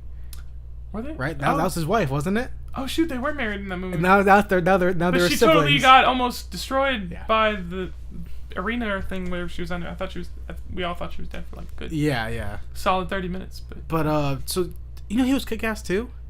Who was? Aaron Taylor Johnson, Quicksilver. Oh yeah, he was. He He's wasn't he in Kick-Ass. Kick-Ass? Yeah, he's yeah, Kick-Ass, he was. He was the main title dude. Yeah. See, I didn't even see. I don't know. So yeah, Josh Trank, leave me. I don't give a fuck. Gareth Edwards, don't give a shit. Make Gareth Evans do it from the Raid. If he fucking did Star Wars, that'd be pretty sick. Ooh, dude. That'd be good for. That'd be Boba Fett? insane. That'd be crazy. I mean, those action set pieces of Boba Fett would be and crazy. like he's been writing like stronger stories too, because like Raid 2 is all Raid really 2 heavy was fantastic. story. Heavy story, so I think he could do it. Yeah. So I agree. That'd be a good choice. what you got? Next thing. Legend trailer with Hardy. Oh yeah, it looks good. Playing twins. Looks good, dude. It looks so good. Yeah. He's playing like if for those of you who hadn't seen it, first of all, check it out because it's basically a trailer where Hardy plays two different parts. He plays like underground like London crime lords who are twins, so he gets to play both of them. It looks freaking fantastic. Yeah, anything Tom Hardy and crime in general. Yeah. I'm bummed out I didn't get to watch Child 44 yet, but I hear it did bad. I heard it bombed. I heard it did really, really bad. I hear it was bad. But I movie. was excited for it as well. I'm really excited to see it. Yeah. Tom Hardy's a good plate coming up. I mean, he has Mad good Max stuff. is apparently incredible though. Yeah, so. I heard it's better than Ultron. Yeah, I heard of it. I heard it's the best movie this summer That comes so far. out in 3 days. Yeah. So, but yeah, the Legend looks really great. I mean, anything crime in general is really great. You don't really get enough British crime stuff coming out anymore, so it's really good to see that. I love Tom Hardy, so I'm going to see it regardless. Yeah. I mean, if you like crime, I watched The Drop. It's him and Gandolfini. Gandolfini's last film. Okay. Oh man, Tom Hardy is so good in that movie. Yeah. And so is the girl, and what is her name? She's in Child 44 as well. Naomi Rapace? Yeah, she plays his wife, I think. She plays his in girl. The Drop? Oh. His girlfriend in The Drop. Oh, okay. And she's also in Prometheus, which she looked. She was? She played the scientist in Prometheus. She played the girl that Did gets she dye pregnant. her hair? I don't know, maybe. Because, wait, did she play the brunette? She played the girl whose husband gets fucked up and they have sex and she has the baby on her body. The alien in her chest, her stomach, and she gets rid of it. Dude, I don't remember that from Prometheus. I need to watch Prometheus again. Okay, Prometheus is a bad movie, but it looked fucking sweet. Like, visually, visually awesome. It looked awesome, yeah. And but I remember not liking awesome. the story at all. Well, I mean, Charlize Theron was great in it. Idris Elba was great in it. Michael Fassbender was pretty good. He was great in it, too. And then the girl, whatever her name, Naomi, whatever her name is. Rapace or Rapace. She's great in the movie as well. But yeah, so she's in The Drop and she's good. Okay. But Tom Hardy in crime, it's something he's like built for. Yeah. The way he looks and the way he, like, I love seeing him do crime stuff, but I love seeing him do movies like Locke more. Yeah. Because Locke was, I'm not sure if you've seen Locke yet, but Locke's like a fucking like. It's the car one, right? It's a car movie. Yeah, It's like such a the part of what he's it's a really cool that he's in a car the whole movie. Yeah. But he's playing a like very subdued guy. Like usually Tom Hardy's kind of like out there. Mm-hmm. He's a tough guy usually. You know what I mean? And Locke, he's like completely opposite. So, I agree. But I'm very excited for Legend though. Yeah. I agree. Okay. For me though, next piece of news. Speaking of Arrow. Okay. TMNT 2 footage was released. Oh, footage was released? Like someone shot some footage of them shooting. Oh, okay. So behind the scenes footage that someone stole. Okay. had a scene of Casey Jones and April O'Neil running around. He beats someone up. He tackles someone. You see Turtles there. Turtles. I mean, fucking mocap suit Turtles. Yeah, mocap suit Turtles. Look, man, I'm still not too in love with him playing Casey Jones. I don't know. But I tell you what, though, man, Casey Jones is Casey Jones, baby. Yeah. And TMNT is still TMNT. Yeah. I'm still gonna fucking watch it. I still have to watch the first one. Yo, it's not bad, man. I know. It's not great, but I've heard it's not bad. So I'm people are like, check oh it man, out. Michael Bay, man. See, but yeah, it is Michael directed. Bay. I don't give a fuck He who produced it. produced it. I Yeah. don't give a shit. It was a fun movie. Yeah. Like, you telling me that Transformers 1, I haven't seen it. You're telling me that Transformers 1 wasn't fun? Yeah. I bet it was fun. I haven't seen it, The but I bet first it one was fun. I've only seen 3, and 3 wasn't fun. 3 was not fun. But The first one was fun. 1 was. 2 was pretty fun, actually. When 1 came out, people were fucking popping boners and shit. They're like, "Oh man, the Optimus Prime! What, the guy's coming back for his voice?" And I was like, first off, first things first, fuck Transformers. I was like, I don't give a shit about Transformers. 2, I don't give a fuck. Michael Bay sucks dick. Yeah. But either way, TMNT 1 it's a fun movie. I mean, I would check it out. So, Okay. what you got? James Wan, Fury 7 director. Also director of Insidious and other such horror films. Saw. I'd for Robotech movie. Yeah. Also, he's doing something else too, wasn't it? Robotech and something else. I saw they're eyeing him for something else. Is he doing something else? 2 like kind of franchise that I know Robotech was one of them. I think he's eyed for another one as well. I could be wrong though, but I don't know. I mean, do you think that's a good idea though, man? James Wan for Robotech? I don't know. I mean, as you take a drink of your water. As I take a drink, I think if we've seen anything from Fury 7, he can direct a multitude of people and get them all good screen time and give them all good character progression. Which is definitely something he excelled really well with Fury 7. And doing action set pieces is definitely a good part for him. I haven't actually seen Robotech, so I don't know how much that actually fits into it. But I imagine there's a lot of characters and there's a lot of action scenes that he'll be able to pull off really, really well. I don't know how good he'll actually do in the sci-fi genre. Yeah. Because he hasn't done anything with that really yet. But I mean, I'm down for giving him a shot. He's definitely shown that he can. Aquaman. They want him to direct Aquaman. Oh, they do? He's being eyed for Aquaman. Oh, I'm down for that. That'd be good. That's a good choice. That's the one I was talking about. Yeah. Okay. Yeah. But for I got confused for a second. You were like Aquaman. I was like, okay. For Robotech, I don't know if he can do a space opera.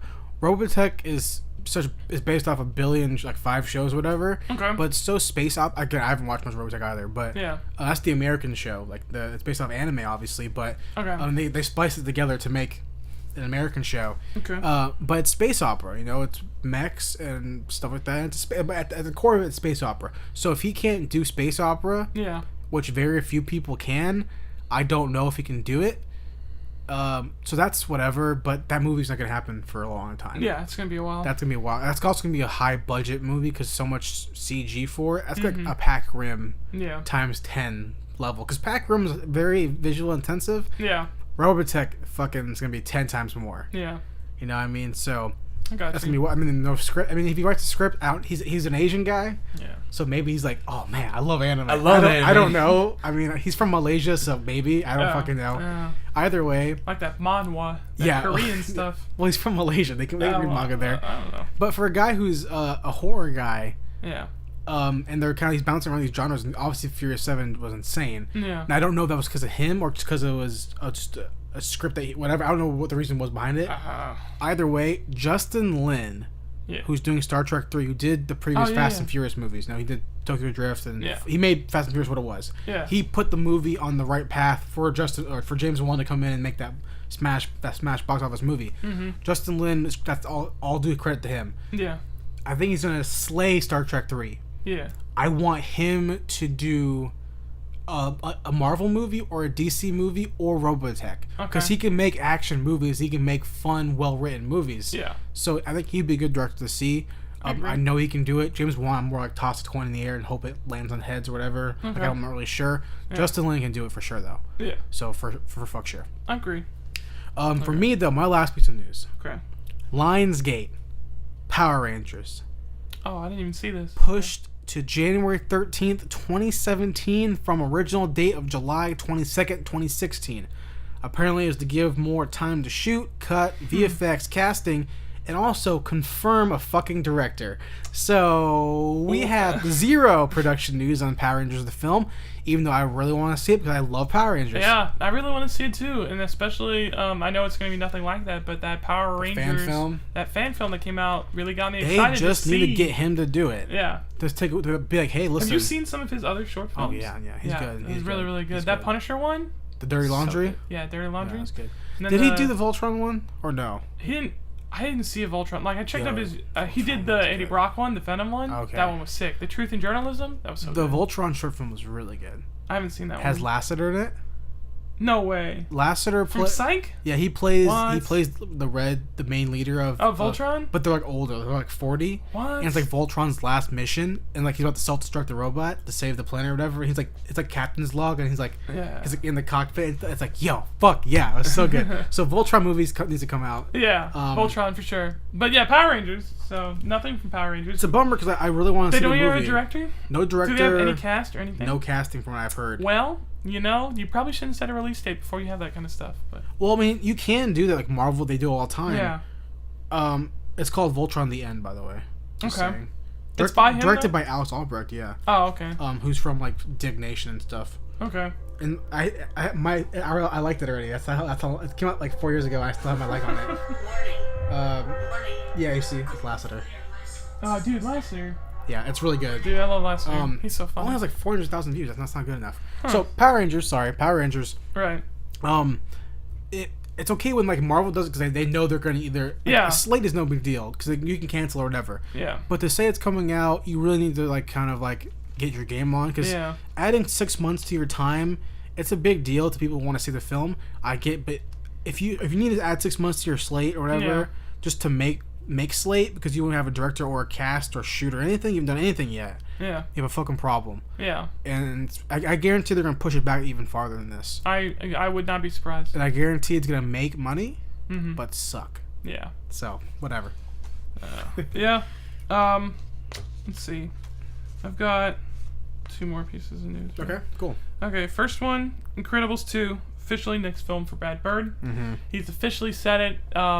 They basically talked to him after Tomorrowland. He's like, we're focusing on getting Tomorrowland out right now, but as soon as that's done, I've got a whole bunch of ideas for Incredibles 2, so I'm going to get back to the drawing board on that. And they were like, so is it your next movie? And he's like, yeah, as of right now, it's my next movie. Yeah. So I'm excited to see him finally get working on this because we both talked about how much we love The Incredibles. Yeah. It's a really great Pixar movie, and the fact that he's finally going to get back onto it, doing a sequel, getting back into this universe, it's going to be sick. I'm excited for it. And then my last piece of news. It's weird though. I mean, 10 years.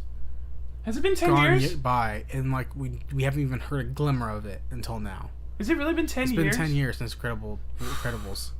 That movie has withstood the test of time. Also, I saw today. I think they might be releasing Iron Giant in theaters apparently.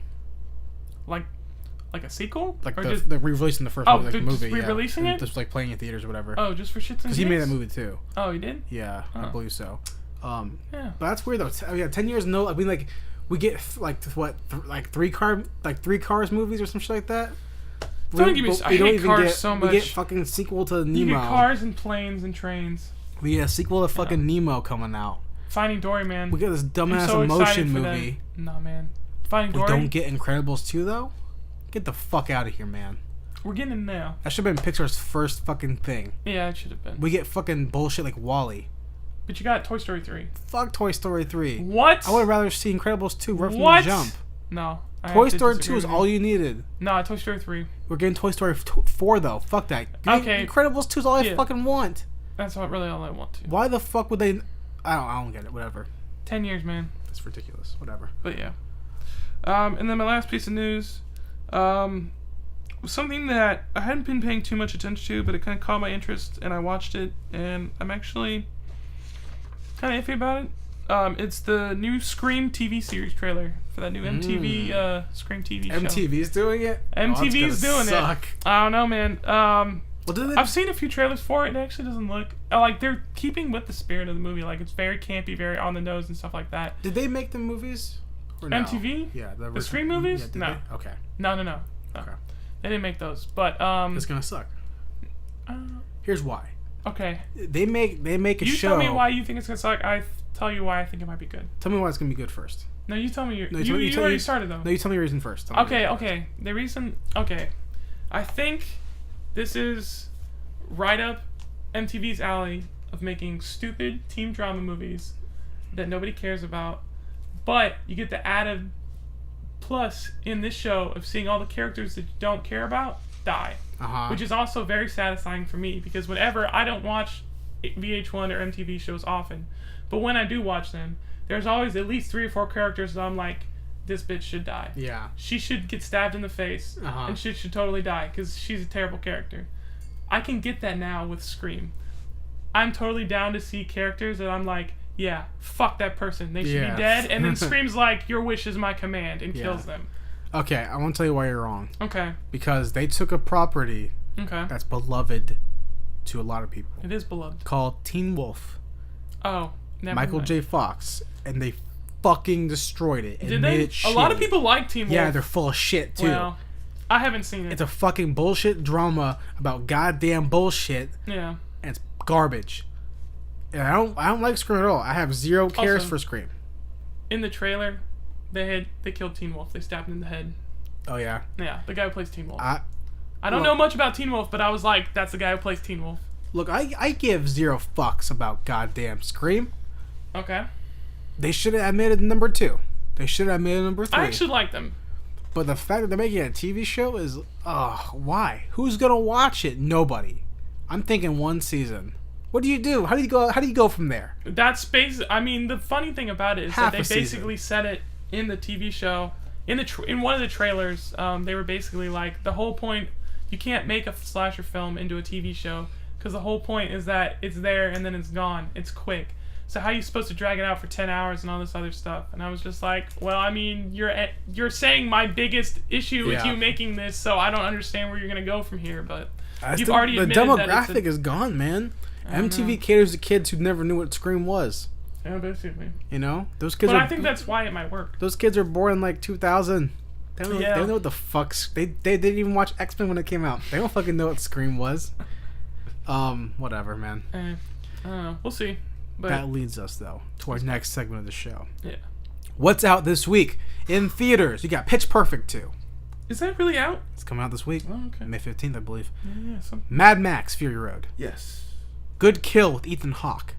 Oh, dude. Looks really good. Is that the drone movie? It's a drone movie. Nice. Slow West looks really good as well. That's Michael Fassbender, right? I believe in Chloe Spit McPhee. Is that him? I believe it is. Oh, okay. Time Lapse and Every Secret Thing. And on a home release, you got a couple from last week as well. Still Alice.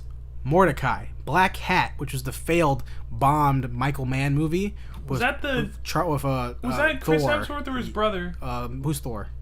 Chris Hemsworth. That's him. Oh, okay. Selma, which is the David Oyelowo MLK movie, came out last year. Everyone made a big fuss about it because he didn't get nominated for an award. Yeah. I still stand by this right now. Didn't deserve a nomination. Yeah. Was a good movie. Was not necessarily the movie that should have been nominated. I don't care if you're talking about for racial issues. Well, this is the fucking movie world, baby. Yeah. The director was a great director. She did a good job. David Oyelowo was great. He's fine being nominated. I don't give a fuck about her. Yeah. I've seen better. The guy who did fucking Michael Mann did Ali. That was a fucking better bio movie. Just saying. So that's coming out. 50 Shades of Grey, baby, as well as the uncensored version. I think it's coming out as well. Is that already out? Yeah. That just came out like 2 months ago. That's February, crazy. Yeah. I told you. Black Sea with Jude Law. Is that Moby Dick? No, I think it's some read movie. Oh, okay. The Pyramid as well. Never heard of it. So, moving on, before we get to our final topic of the show, our discussion and review of the Marvel movie Avengers: Age of Ultron. Yes. We have a little this or that, Zach. Oh, we this or that? We got a little this or that this week. Okay. You guys don't know this or that. It's a thing I did every now and then where I give 2 choices. And we pick one, we kind of chat about that real quick. So, we got this or that.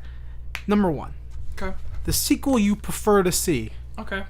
James Cameron's Avatar or M. Night Shyamalan's Avatar Last Airbender. Now we know Avatar the movie's going to get 5 sequels. And M. Night Shyamalan preferred to make 3 movies for 3 books. Which one do you actually want to see? Would you prefer to see? I would prefer to see Avatar, James Cameron's Avatar, Really? over M. Night Shyamalan's piece of garbage poop on the Avatar: The Last Airbender franchise. I'll tear it The out. other week. As much as I hated both those movies, and obviously Avatar is better than Last Airbender, Okay. I do want to see the sequel to Last Airbender because I've been waiting fucking like 6 years for that shit, and I want to see it. If it's by the different director, I'll watch it. No, I want to see him Nope. do it. Mm-mm. I Nope. want to see him do it. Okay. No, I won't do it. All right. Good pick. Good pick. Okay. The better animal-led movie: Okay.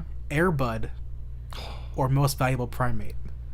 Airbud, for sure. Now, which- do you- Airbud. do you have The preference? very first Very Airbud. first one. The very first one. Playing basketball? So good. Basketball, Playing basketball pudding. when he was with the pudding, and then pudding, his yeah. original owner The was clown. that weird clown Yeah. guy who totally deserved to get everything that came to him. You didn't like MVP at all? I don't honestly. So I he's don't playing remember. hockey. The apes playing hockey. No, I don't like them. This is the one he's playing. Is a skateboarder too. He's a skateboarder. He skateboards and shit. No, he I've never snowboards seen as that. well. The monkey. The monkey snowboards and stuff. No. Yeah. What's Airbud? Airbud plays hockey. He plays soccer. He played basketball. He played soccer. Pretty sure they did a baseball one. And then he had kids, and his kids played soccer. That's fucking and basketball. I think they played football at some point. Okay. It's a lot of. They did a lot.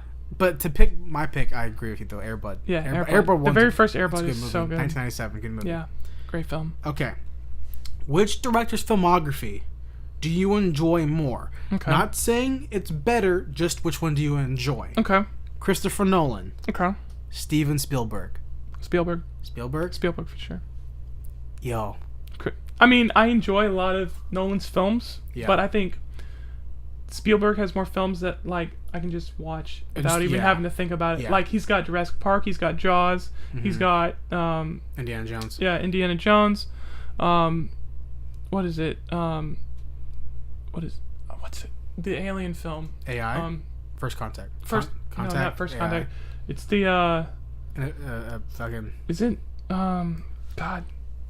And Close Encounters of the Encounters Third of the Third Kind. Close Encounters of the Third Kind. Yeah.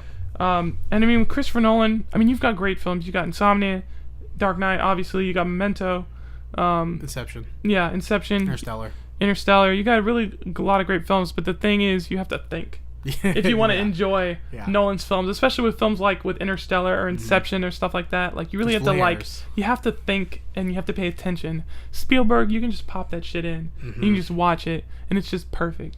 Yeah, I think that's I enjoy watching Spielberg's films more than I enjoy watching Nolan's. So. Yeah, I agree. I think for like as a cinephile, you're like Christopher Nolan. Yeah, I mean, you're like I can think. If it's like layers. who's the smarter director, Nolan. Yeah. Who do I enjoy more? Spielberg. Yeah, I agree completely. Last one. Movie you're more excited for: Okay. Marvel's Civil War, Captain America 3, Oh, that's or X-Men Apocalypse. I'd have to say Civil War. 100%, you are wrong. I'm 100% X-Men right. Civil War. Apocalypse. Civil War is gonna be so good. I'm 100% right. I'm so excited for Civil War, especially now that they're like That cast is Ant- huge. Ant-Man, That cast is huge. Scott Lang, Vision, Black Panther. That cast is bigger than the Avengers 2 cast. Yeah, it's Like, Avengers 2.5. pretty much, It's yeah. gonna be awesome, and I'm totally down for every single second of it. Plus, it's got the Russo brothers, and they did an awesome job with Winter Soldier. Pay no attention to Jason moving his mic. But yeah, I definitely Civil War. I'm 100% excited for it. I'm down for it.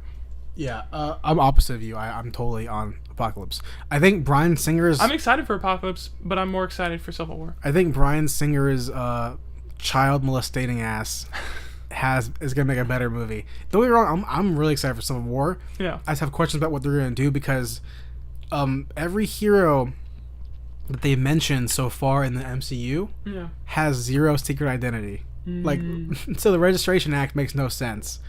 So what are they gonna do? You know, I think it's based. I don't think. it's gonna be a government thing, probably. Yeah, I think it's just gonna be like. It's not gonna be like government wanting to know secret identities. I think it's just gonna be like government wants control over all. They superheroes. basically want everybody to be under like SHIELD Yeah. or something like that.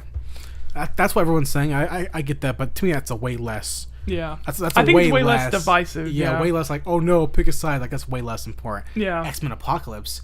Oscar Isaac? What the fuck? You got Oscar Coming in and Isaac. destroying the shit? Yeah. You got fucking Hugh Jackman in one of his last roles as Wolverine. Yeah.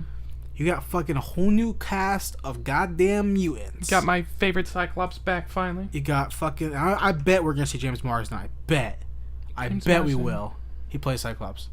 Oh yeah. I bet we're gonna see him. Probably in there for a little bit. I hope we see Cable. I want to see Cable so Dude, bad. Cable would be so bad. It's just gonna be good, man. Also, I'm an X-Men. Like, I've always said this my whole life. I'm an X-Men fanboy. Yeah. The Avengers to me has been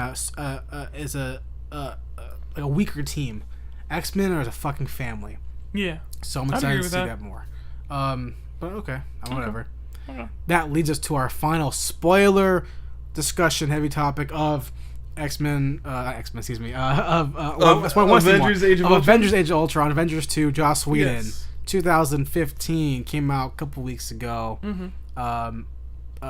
Stars everyone that you saw from the Everybody previous that you movies. saw in Avengers, plus a few extras. Yeah. So Zach, give me your thoughts about how'd you feel about the movie, man? Overall, I really enjoyed the movie a lot. I thought it was a really great film. I don't want to say it was less than the first one. I think it rivaled it. I think it was up there. Obviously, there was some great moments that were missing. Like, obviously, you had Hulk smash from Captain America. Some really good lines from the first movie that wasn't really present in this sequel. There wasn't any really good, like, one-liners or anything like that. Of course, you had Tony's quip at the very beginning of Maria Hill coming up, and she's like, "Here, boss," or "Got the schematics for you, boss," or whatever. And he's like, "I'm not the boss. He's the boss. I just pay for everything and make everybody look cooler and drive everybody around and all this other stuff." And I was like, that's really cool, like on the nose type of thing. And I like you can start to see like a little bit of that difference in opinion between like Captain America and Tony already in this film, just based on like everything that happened with him making Ultron and all this other stuff. I agree. I really enjoyed it. I'm on the same side as you. Ultron, I liked it. I mean, like, we've been talking about this movie since the beginning of the podcast. Really, I mean, I've always been lukewarm about it, and so going into it, I was still lukewarm. So the Avengers, I liked it a lot. Mm-hmm. I don't think people are like, this is the greatest comic movie of all time. And I was like, no, I don't think it's the greatest comic movie of all time. So Avengers 2, I'm like, okay, well, people are thinking this about Avengers 1. How will Avengers 2 gonna do? Am I gonna really love it? So I go into it with zero expectations. Because I've only watched the first like 2 trailers. I didn't give a shit about it. I wasn't like hyped or anything. I wasn't like, oh my god, Hulkbuster. Oh my god, fucking Vision. I didn't give a shit about any of that stuff. Okay. So watching the movie, kind of almost like a fresh slate, almost, you know. Yeah. I liked it a lot. I liked it. I liked it. I was like, whatever. I liked it. Mm-hmm. And driving home, I was like, I really like it. Like, I liked it. It grew on me a lot more. Yeah. Especially the like, okay, first I'll go into the pros before I go into my cons of the movie. Okay. I loved Scarlett Johansson in this film. I thought she was excellent. Something about so good. Performance in this movie was just, to me, like, she was really great in Winter Soldier. And Jeremy Renner were so much better in this film. Yeah, well, obviously that's because Joss Whedon gave them more time to shine. Especially for Hawkeye, because Hawkeye barely... If you really think about it, Hawkeye barely had anything in Avengers 1. Yeah, almost nothing. Well, because they know that people are making fun of that because he just has a guy of arrows, and they've made sure that Joss was, like, you know, conscious that when he was writing these scripts, he made jokes about, I'm just a guy with a bow and arrow. Like, he made sure that it was self-aware that he was this kind of guy with a bow and arrow. Why is he here? Yeah. But, I mean, for a guy who's been in his cameos in all his movies, you know, his cameos in Thor and stuff like that. So, Hawkeye was written really well done. He had his own time to shine and plays a cool character. And you saw more dimensions of him. You saw his family. You really got to see him kind of evolve as a guy. But Scarlett Johansson, you see something about her performance is so...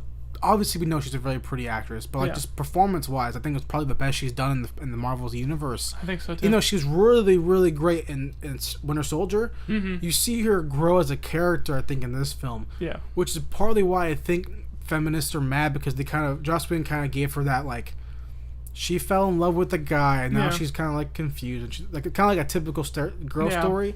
But I like that story in comic books. Yeah, I like that. I don't mind that story. I think a lot of people are mad at it because they don't realize that that's a basis for a lot of stories. I mean, it's sucks for their community, but that's a lot of stories are based on. I mean, I don't see you getting mad at when, like, I don't know, Jennifer Aniston does like some romantic comedy or something like that. So I don't understand why you have to tag Josh Whedon or Scarlett Johansson for trying to put like a more human element on the character.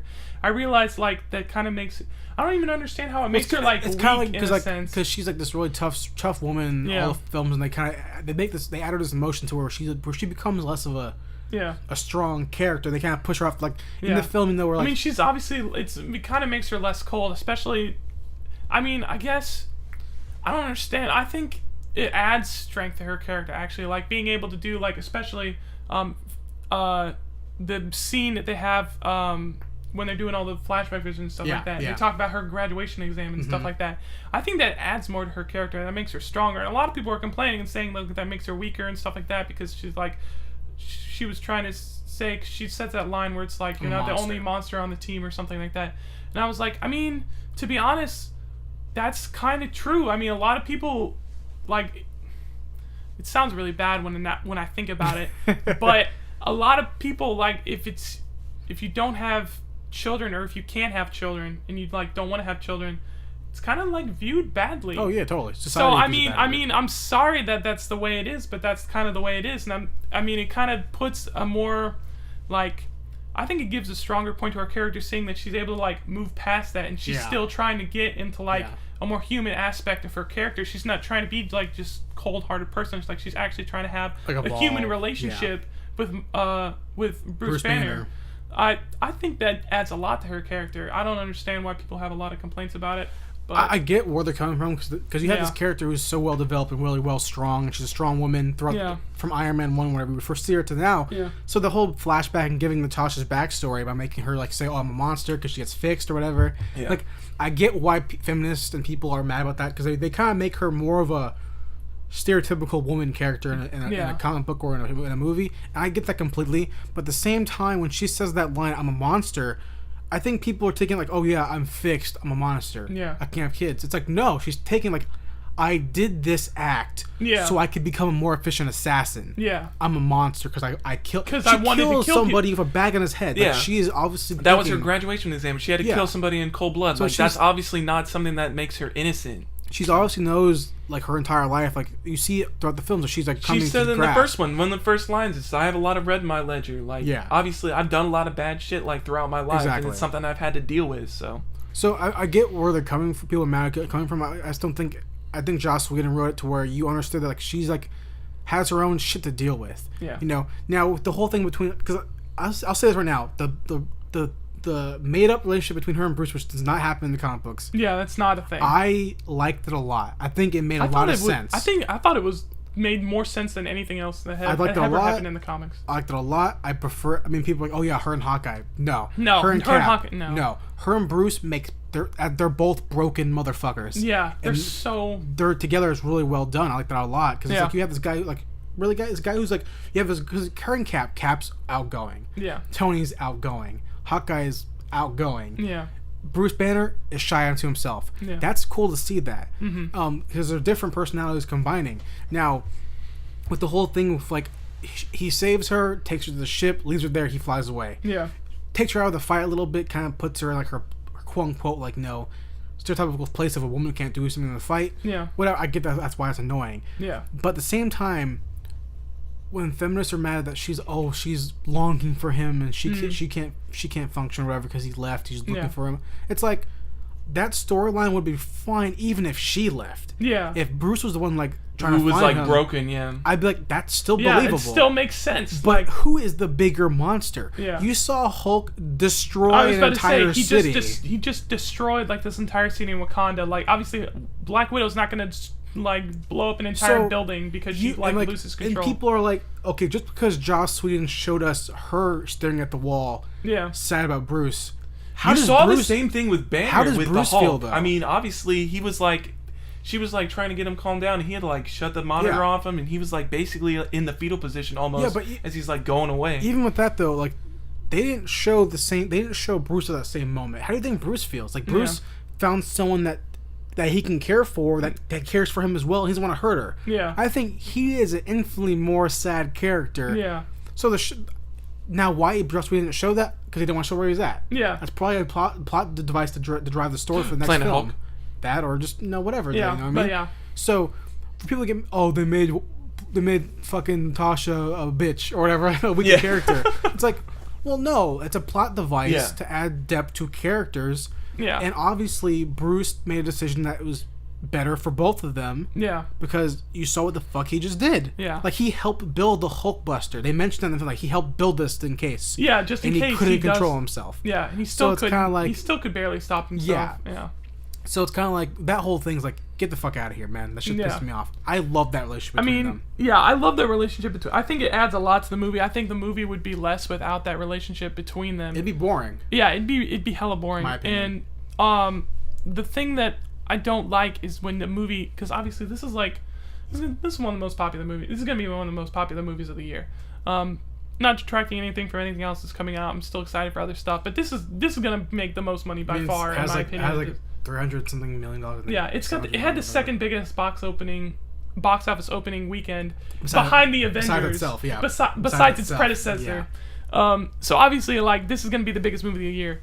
And the problem is, when you have a big movie like that, you have all sorts of different people watching it. And you don't have people who normally watch movies a lot.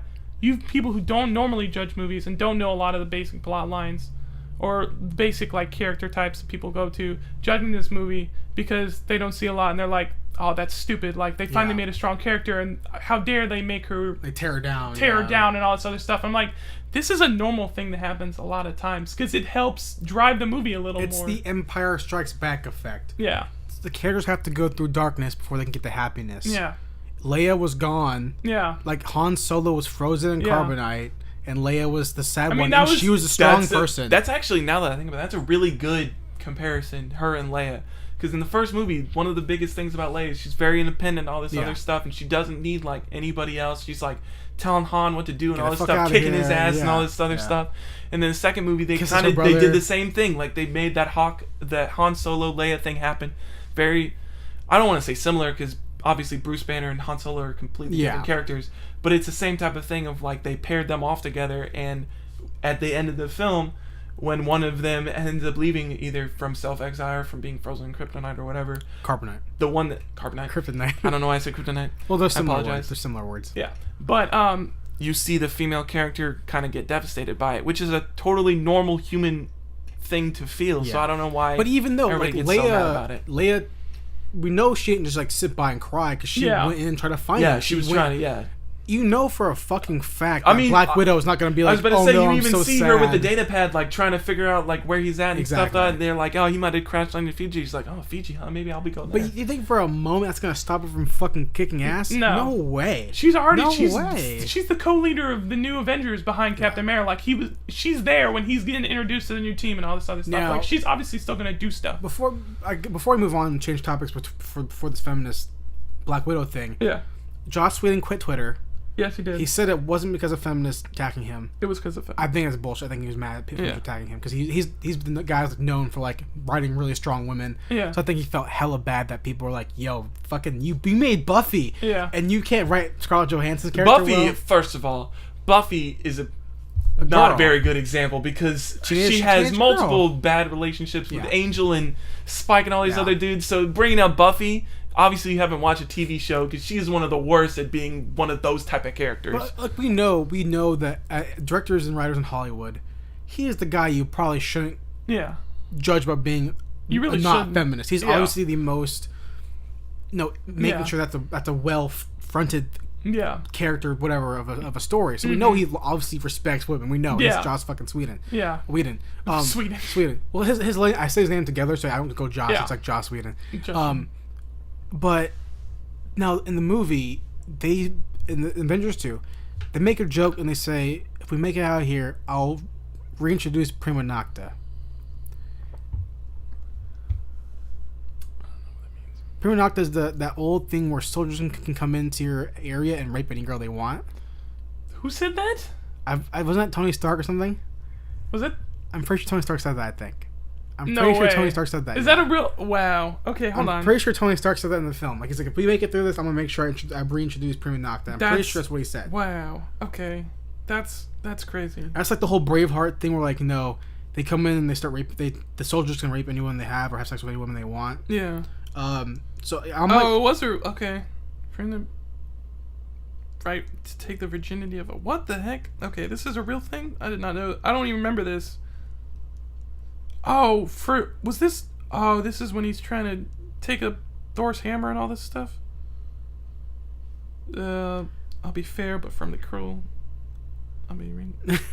Wow. Okay, so during that very beginning scene where they're all trying to mess around with Thor's hammer. Yeah. I don't even remember that. See, I don't even know prima nocta. So that totally slid by me because I had no idea what prima nocta is. That's like, yo, Joss. That's not. I get it's Tony Stark, but at the same time, maybe not the best decision. Maybe the best joke they write in the film. But moving past that, because that's a whole different thing. Yeah. So the film as a whole movie is a 2.5-hour movie, pretty much. Yeah, it's 2.5 hours long. With 8 main characters to write. Yeah. I'll go ahead and say right now, because I'm still talking about my pros, not the cons. Okay. So I thought that Scarlet Witch, Elizabeth Olsen, and Aaron Taylor Johnson were awesome. I thought they were really, really good. They were really great. Now, I love their accents, by the way. Really good. Her accent was kind of slipping in and out every now and then, but I really liked her a lot. I thought she was more interesting. Yeah. I mean, obviously she's Scarlet Witch, so she's more interesting. More depth there, but then as a whole, together, they were really cool characters. I'm happy to see them in the film. I was worried about how they're gonna do Quicksilver because of the X-Men movie. And there's a different take on Quicksilver, a complete different take. His outfit looks stupid, but whatever. Yeah. Fucking like running clothes, whatever. I get it. I don't know. He pulls out tennis shoes and some other stuff. And he's like getting geared up, and I was like, "Are you really?" So that was fun. I think they were a good part of the film. Yeah. I thought James Spader was a really great voice. I thought he was really great as Ultron. People were not as happy as they thought they was gonna be a little different though. They thought he was gonna be more of a Joker character. I thought he was really, really good. I thought the amount of like humor and seriousness he was able to bring to that character was the scene really, where, really great. Like, now here's where I tell you my evil plan. Yeah, he's like, "Oh, you really want me to tell your evil plan? Yeah, no, fuck that." Yeah. And he it starts. I thought it was really, really good. And of course, the main cast, everyone was really great. That Mark Ruffalo's obviously great. Yeah. I did not want to see Nick Fury at all. I didn't want him in the film at all. Of course, we're gonna see him. Yeah. Kobe Smulders as Marie Hill was really great. Oh god. The Hawkeye's wife is really great. That whole scene of they're at the house. That whole scene. And Scarlet Witch so is irrelevant, but so relevant at the same time. Well, it gives more depth to Clint. I mean, I read something after I watched the film where it was like a spoiler thing where it was like basically the preview to the thing was like the most spoilerific unspoiled thing. Like if you got spoiled, like it's not really a big deal. Like it's not a huge plot point like that. But if it was spoiled for you and like spoilers are a big deal for you, it can really detract from the movie because it's a cool little surprise to see because even like in the beginning of the film, I don't remember if you remember. But it was like after that initial run through, and he was like getting stitched up by the doctor or whatnot. And he was like, something about like him having a girlfriend or something like that. And he was like, "You want to go on a date or whatever?" Because I don't have a girlfriend or anything like that. And it's like, "Motherfucker, you have a wife! Like, what the hell?" He's like, "Who are you talking to?" My girlfriend. My girlfriend. Like, okay. Oh, okay. Yeah. Well, I mean that it's like, it adds more to the character because he's never been fleshed out before. Yeah. Which is great. But the scene where they get to the house and his wife's pregnant and Tasha's like, "Oh, how's Nathan doing?" or whatever. And he's like, "Oh, it's Natasha." How's Natasha doing? Whatever. He's like, it's a Nathan. Oh yeah, it's Nathan. Oh, you're a traitor. Yeah. Like it has really funny scenes in it. So people thought the film was gonna be a lot darker, which it was darker, but it's still heavy. Comedy. It was still. Really, I mean, it's a Marvel film. It's not gonna. Yeah. It's not. The trailers were like. Yeah, the trailers were supposed to look. Everybody was like, "Oh my god, this one's gonna be so dark." Everyone kept thinking like that Ultron's gonna be like a Joker character that's watched the world burn, but he's like, not really. He's just a Tony Stark. Yeah. He's a piece of Tony Stark. He's just kind of that, So that the movie as a whole, in my opinion, was really well done, really fun movie. Mm-hmm. I liked it a lot more than the first Avengers film. Liked it less than Winter Soldier though. I like Winter Soldier more. Winter Soldier was really good. I would agree with you on that. I don't like it. I like both Avengers films equally. I think they're both good in their own right. Okay. I don't think one's better than the other one. I think the first one was really good origin to the team on itself, like introducing to all the main guys, and I think this one was really good on not only fleshing out the old ones, but introducing new characters and finding a good way to introduce them. So I think they're both good in their own right. But I definitely think, Winter Soldier is definitely like one of the best that Marvel ever made. I agree. Yeah, I would agree. But with Ultron, though, I'll get to my cons of the film. Okay. First things first, though. the first half hour of this film was rushed as fuck. Yeah, it was really bad. You can tell because Joss Whedon had everyone knows Joss Whedon had plans for the film, and Marvel told him you have to do these things. Yeah, you have to cut some stuff off or cut things out. You have to add these in. You have to make sure you start teasing towards other future films, which is bad because he wants to make his movie. Yeah. So the first half hour where they introduce both twins, they have Hydra there. Introduce Ultron gets his body and is made in like 5 minutes. Yeah. Like that shit. I mean, it looks like fast. a janky ass body for a 5-minute body, but yeah. The scene where they mention Ultron. Yeah. Oh no, it's failed. Oh, we can try it again. We have this cue. We can make it. Okay, let's do it. Montage. Now he's made. Hey, who are you? I'm Ultron. Oh no, we fight. Fucking 10 minutes. Like, come on. Like, that's time constraints. But when you have 8 main characters, I understand you have a certain amount of time to develop each person, give them screen time. Yeah. Besides that, because the first half hour was rushed, it was fun though, but still really rushed. Yeah. You saw zero Thor. They put in one scene so you can tease Ragnarok. That's it. Yeah. Here we go. He's going to do this so he can tease Ragnarok. Yeah. You know, it's like that Ragnarok sucks. and Infinity. Yeah. That really sucks. They Thor. You have him in, he's in there. He leaves. He comes back. Okay, that's it. I got this. I got the solution. Obviously they heavily tied in Wakanda so you can have Claw. Yeah. You know, so you can have Black Panther right away. Dude, I'm so excited for Claw. Oh, me too. Claw's gonna be so cool. Yeah, completely agree. But for a 2.5 hour film, I feel like Ultron didn't really do anything, man. I feel like he could have done more. I have the internet. Okay. Okay. What the fuck? Okay. He didn't do anything. What did he do really? What did he do? Really, it was more like Scarlet Witch and Quicksilver who did all this stuff. Because they were the one that got everybody to turn, and then Scarlet Witch was the one that got Hulk to go crazy. And all that other stuff. Besides that, explain this to me, please. Okay. Explain this. Okay. Because I didn't get this when watching the film. I still don't get it now after thinking about it. I don't know if I can explain it, but I'll try. They raised that city into the sky. Yeah. Was it a bomb? Or was the crash supposed to destroy something? It was supposed to be like an asteroid. Because they said... Like, it was supposed to lift it up high enough that when it slammed if it goes any higher, it'll destroy the planet! Or some shit like that. I was like, are you fucking joking me? I mean, to be honest, it's a big-ass asteroid. And there was no, like, ozone to, like, burn it up. So it's like, that big piece is just gonna slam. I feel like that would destroy the planet, though. I mean, I don't think it would destroy the planet. They're like, oh no! But it definitely would have, like, wiped that country off the face of that map. But it's just Sokovia. No one gives a shit about that place. I mean, but it's like, I don't know. I really don't think it would have destroyed the planet. I don't think... You tell me that this computer, this AI built by Tony Stark, couldn't think of a better fucking plan than asteroid? Yo, you can hack into anything. Yeah. Get your goddamn nukes. Like, what are you doing? That's what they thought he was doing for the longest time. Just do it! I remember them talking, but you had Paul Bettany. His Vision, like, messing around with him. But before Vision, though. No, because that's why they figured out with Vision, because somebody kept changing... Oh, because they thought he was trying to get the nukes, but he kept changing the launch codes. It was fucking Jarvis or whatever. But Jarvis and... Well... Yeah, it was Jarvis before it became Vision, yeah. But it's like... Think of a better plan. That's a bad plan. Yeah, Come on. I mean, I don't think it was a great plan either. The Hulk could just punch through the rock, probably. Like, I'm just like, I don't understand. Whatever. I don't know if that would have been the best idea, but yeah. And then, like... Okay. I thought Bruce Banner was great in this film. I thought Mark Ruffalo was awesome in it. But, like... and Hawkeye was great, too. But the scene where Hawkeye and Scarlet Witch are in the building, he's like, if you walk out this door... Dude, that talk... You're an Avenger. Yeah. And she walks out in the epic scene. Yeah. I thought that was so corny. I thought that was corny. I enjoyed it a lot. Fuck. I knew it was corny. Still enjoyed it. Such corny one-liners. I was like, oh god. Thought it was really, really good. And her powers looked awesome. The powers made no sense though. What do you mean? I have telekinesis. You can fucking alter reality, bitch. Yeah, you can alter fucking reality. Yeah, I don't understand why they didn't do that either. They should have totally. She can do whatever she wants. Okay. By the way, I thought she messed with odds. Like, she made it more likely for something to happen. I didn't know I don't know. Something she destroyed every mutant in existence. She can destroy that. House of M was all her, so I don't know. Yeah. But bringing it back to my final thoughts about the film, because I don't want to ramble on too much, because I totally can. Yeah.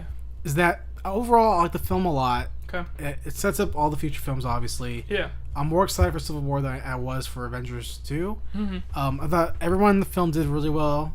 Yeah. Quicksilver dying was kind of a bummer, but I get it. It kind of sucks, but it was necessary. Well, they teased Hawkeye's death. They teased Hawkeye dying for the longest time, because even a lot of people thought, because like a month or so before the movie came out, they had all those character posters. Yeah. And everybody was like in the big city scene or whatever, and you had Hawkeye who was just in the snow, and everybody's like, oh my god, Hawkeye's gonna die, and like the whole snow thing. Well, showing his family is like, he's gonna die. Yeah, he's gonna die. And everybody thought he was gonna die earlier because everybody was like, because then they had that scene in the very beginning with the opening. What was it? Raid or whatever. Yeah. And there was that scene with Quicksilver, and then all of a sudden he gets shot. And I'm like, oh my god, is he dead? And he's I knew flesh wound. I knew he was fine there, but like when they introduced his family and she's like, oh yeah, I'm pregnant. I'm like, he's gonna die. He's gonna die. He's gonna die. So I mean, but killing off Quicksilver, I'm pretty sure that's a contractual agreement between the rights for who has Quicksilver. I'm pretty sure that's probably what it was. Yeah, so that there wasn't two Quicksilvers. Yeah, or it's just smart logic. You don't have two. Yeah. Plus, Scarlet Witch is a character people care about more. Yeah. So, but the end of the movie showing them the new Avengers and obviously all the cameos that are there, whatever. Also, Aaron Taylor and Jeremy Renner's like chemistry with each other and like them butting heads all the time. Yeah. Super fun. I enjoyed it a lot. I agree. But showing the new cast of Avengers at the end of the movie, with the Vision and Scarlet Witch and War Machine, Falcon, all that stuff. Dude, I'm excited for Anthony Mackie. I like him he's a great. lot. He was great. Yeah. So is Don Cheadle. I love them both. Yeah. The film's good. The film's good. I mean, you've probably seen it already. You're gonna see if you haven't seen it already, I don't know what's wrong with you. You should go see it right now. Give Disney all your money because they want it. So it's gonna make $1 billion. So it's whatever. You've already seen it. You've already fucking seen the movie. If you haven't seen it twice already, I haven't seen it twice. I want to see it twice. I want to see it twice. I want to see it twice too. I'd watch it again. Yeah. Hopefully a better seat because the first time I watched it, I had ass. I had ass seats. I was going to see it today actually. Little bit of logic for y'all. Never sit in the front row ever. Ever. It's the worst decision you'll ever make. IMAX or RPX. Especially a big no. Just don't do it. It's a bad idea. My final gripe though with the film. Okay. Is that man. Look, dude. Lay it on me. Okay. I'm ready. I wanted more Maria Hill, dude. Dude, I did too. I wanted more Kobe Smulders. I like them too. You know who I wanted back? Who they didn't bring back? Agent 13. Sharon? No, yeah. Sharon Carter? Yeah. Yeah, Sharon Carter? Yeah. Wait. She's coming back in Civil War, though. That's the Agent 13, right? Yeah, Yeah, her daughter, right? Blonde hair girl, yeah. Blonde hair girl, yeah. Yeah, I wanted her. She's gonna be in, they didn't bring her, though. She's bringing Civil War. You know who they didn't bring her, though? That technician dude, the one who, like, almost got killed by crossbones? Oh, yeah. They brought him back. Well, I don't know why they brought him and not Agent 13. is probably out doing some work. Yeah. Shield's gone. So like, what work are you doing? Well, she probably works for Nick Fury stuff. Oh, well, yeah, I guess that makes sense. Well, that's Avengers. Yeah, that's Age of Ultron. We could probably talk about it for an hour or so, but we're not going to. I could talk about it forever, but yeah. Yeah, we're not going to. Really good film. But. Guys, thanks for listening. Zach, if they want to see us online, where can they find us at? They want to find us online. They can find us on Facebook.com/Zach and Jay's Ticket Stubs. They can find us on YouTube.com/Ticket Stubs Podcast. Check out all our past episodes and this current one. If you're listening to it right now, we appreciate y'all. We really want you guys to, check us out, tell your friends, share us on Facebook, all that other stuff. Should we announce the comic book show or no? I actually have questions for you about that, so I don't know if we should announce it. Okay, sure. I have questions. If you want to follow us on Twitter, Zach, where can they follow you at? They can follow me on Twitter at Zach Austin Tyler. If you want to follow me on Twitter, you can follow me at J@WarpSpeed, or on Tumblr at the same thing, J@WarpSpeed.tumblr.com. Zach, do you have a Tumblr, man? Maybe. Possibly. Okay. Well, I have a Tumblr. Do people want to check you out there or no? I mean, if you want to. I don't post much on there anymore. Okay. It's been a while. But if you want to check me out, all my old stuff, yari.zebra.com. .tumblr.com. I was getting confused about that. You bought a domain. I was like, damn. See, Zach. I told you, man. I don't get on Tumblr that much. I can't even remember what my domain is. All right, guys. Thanks for listening to this episode of Zach and Jay's Ticket Stubs Podcast. We'll get you back next week for more podcasts and movie and TV shit. Thanks a lot, guys. See you guys.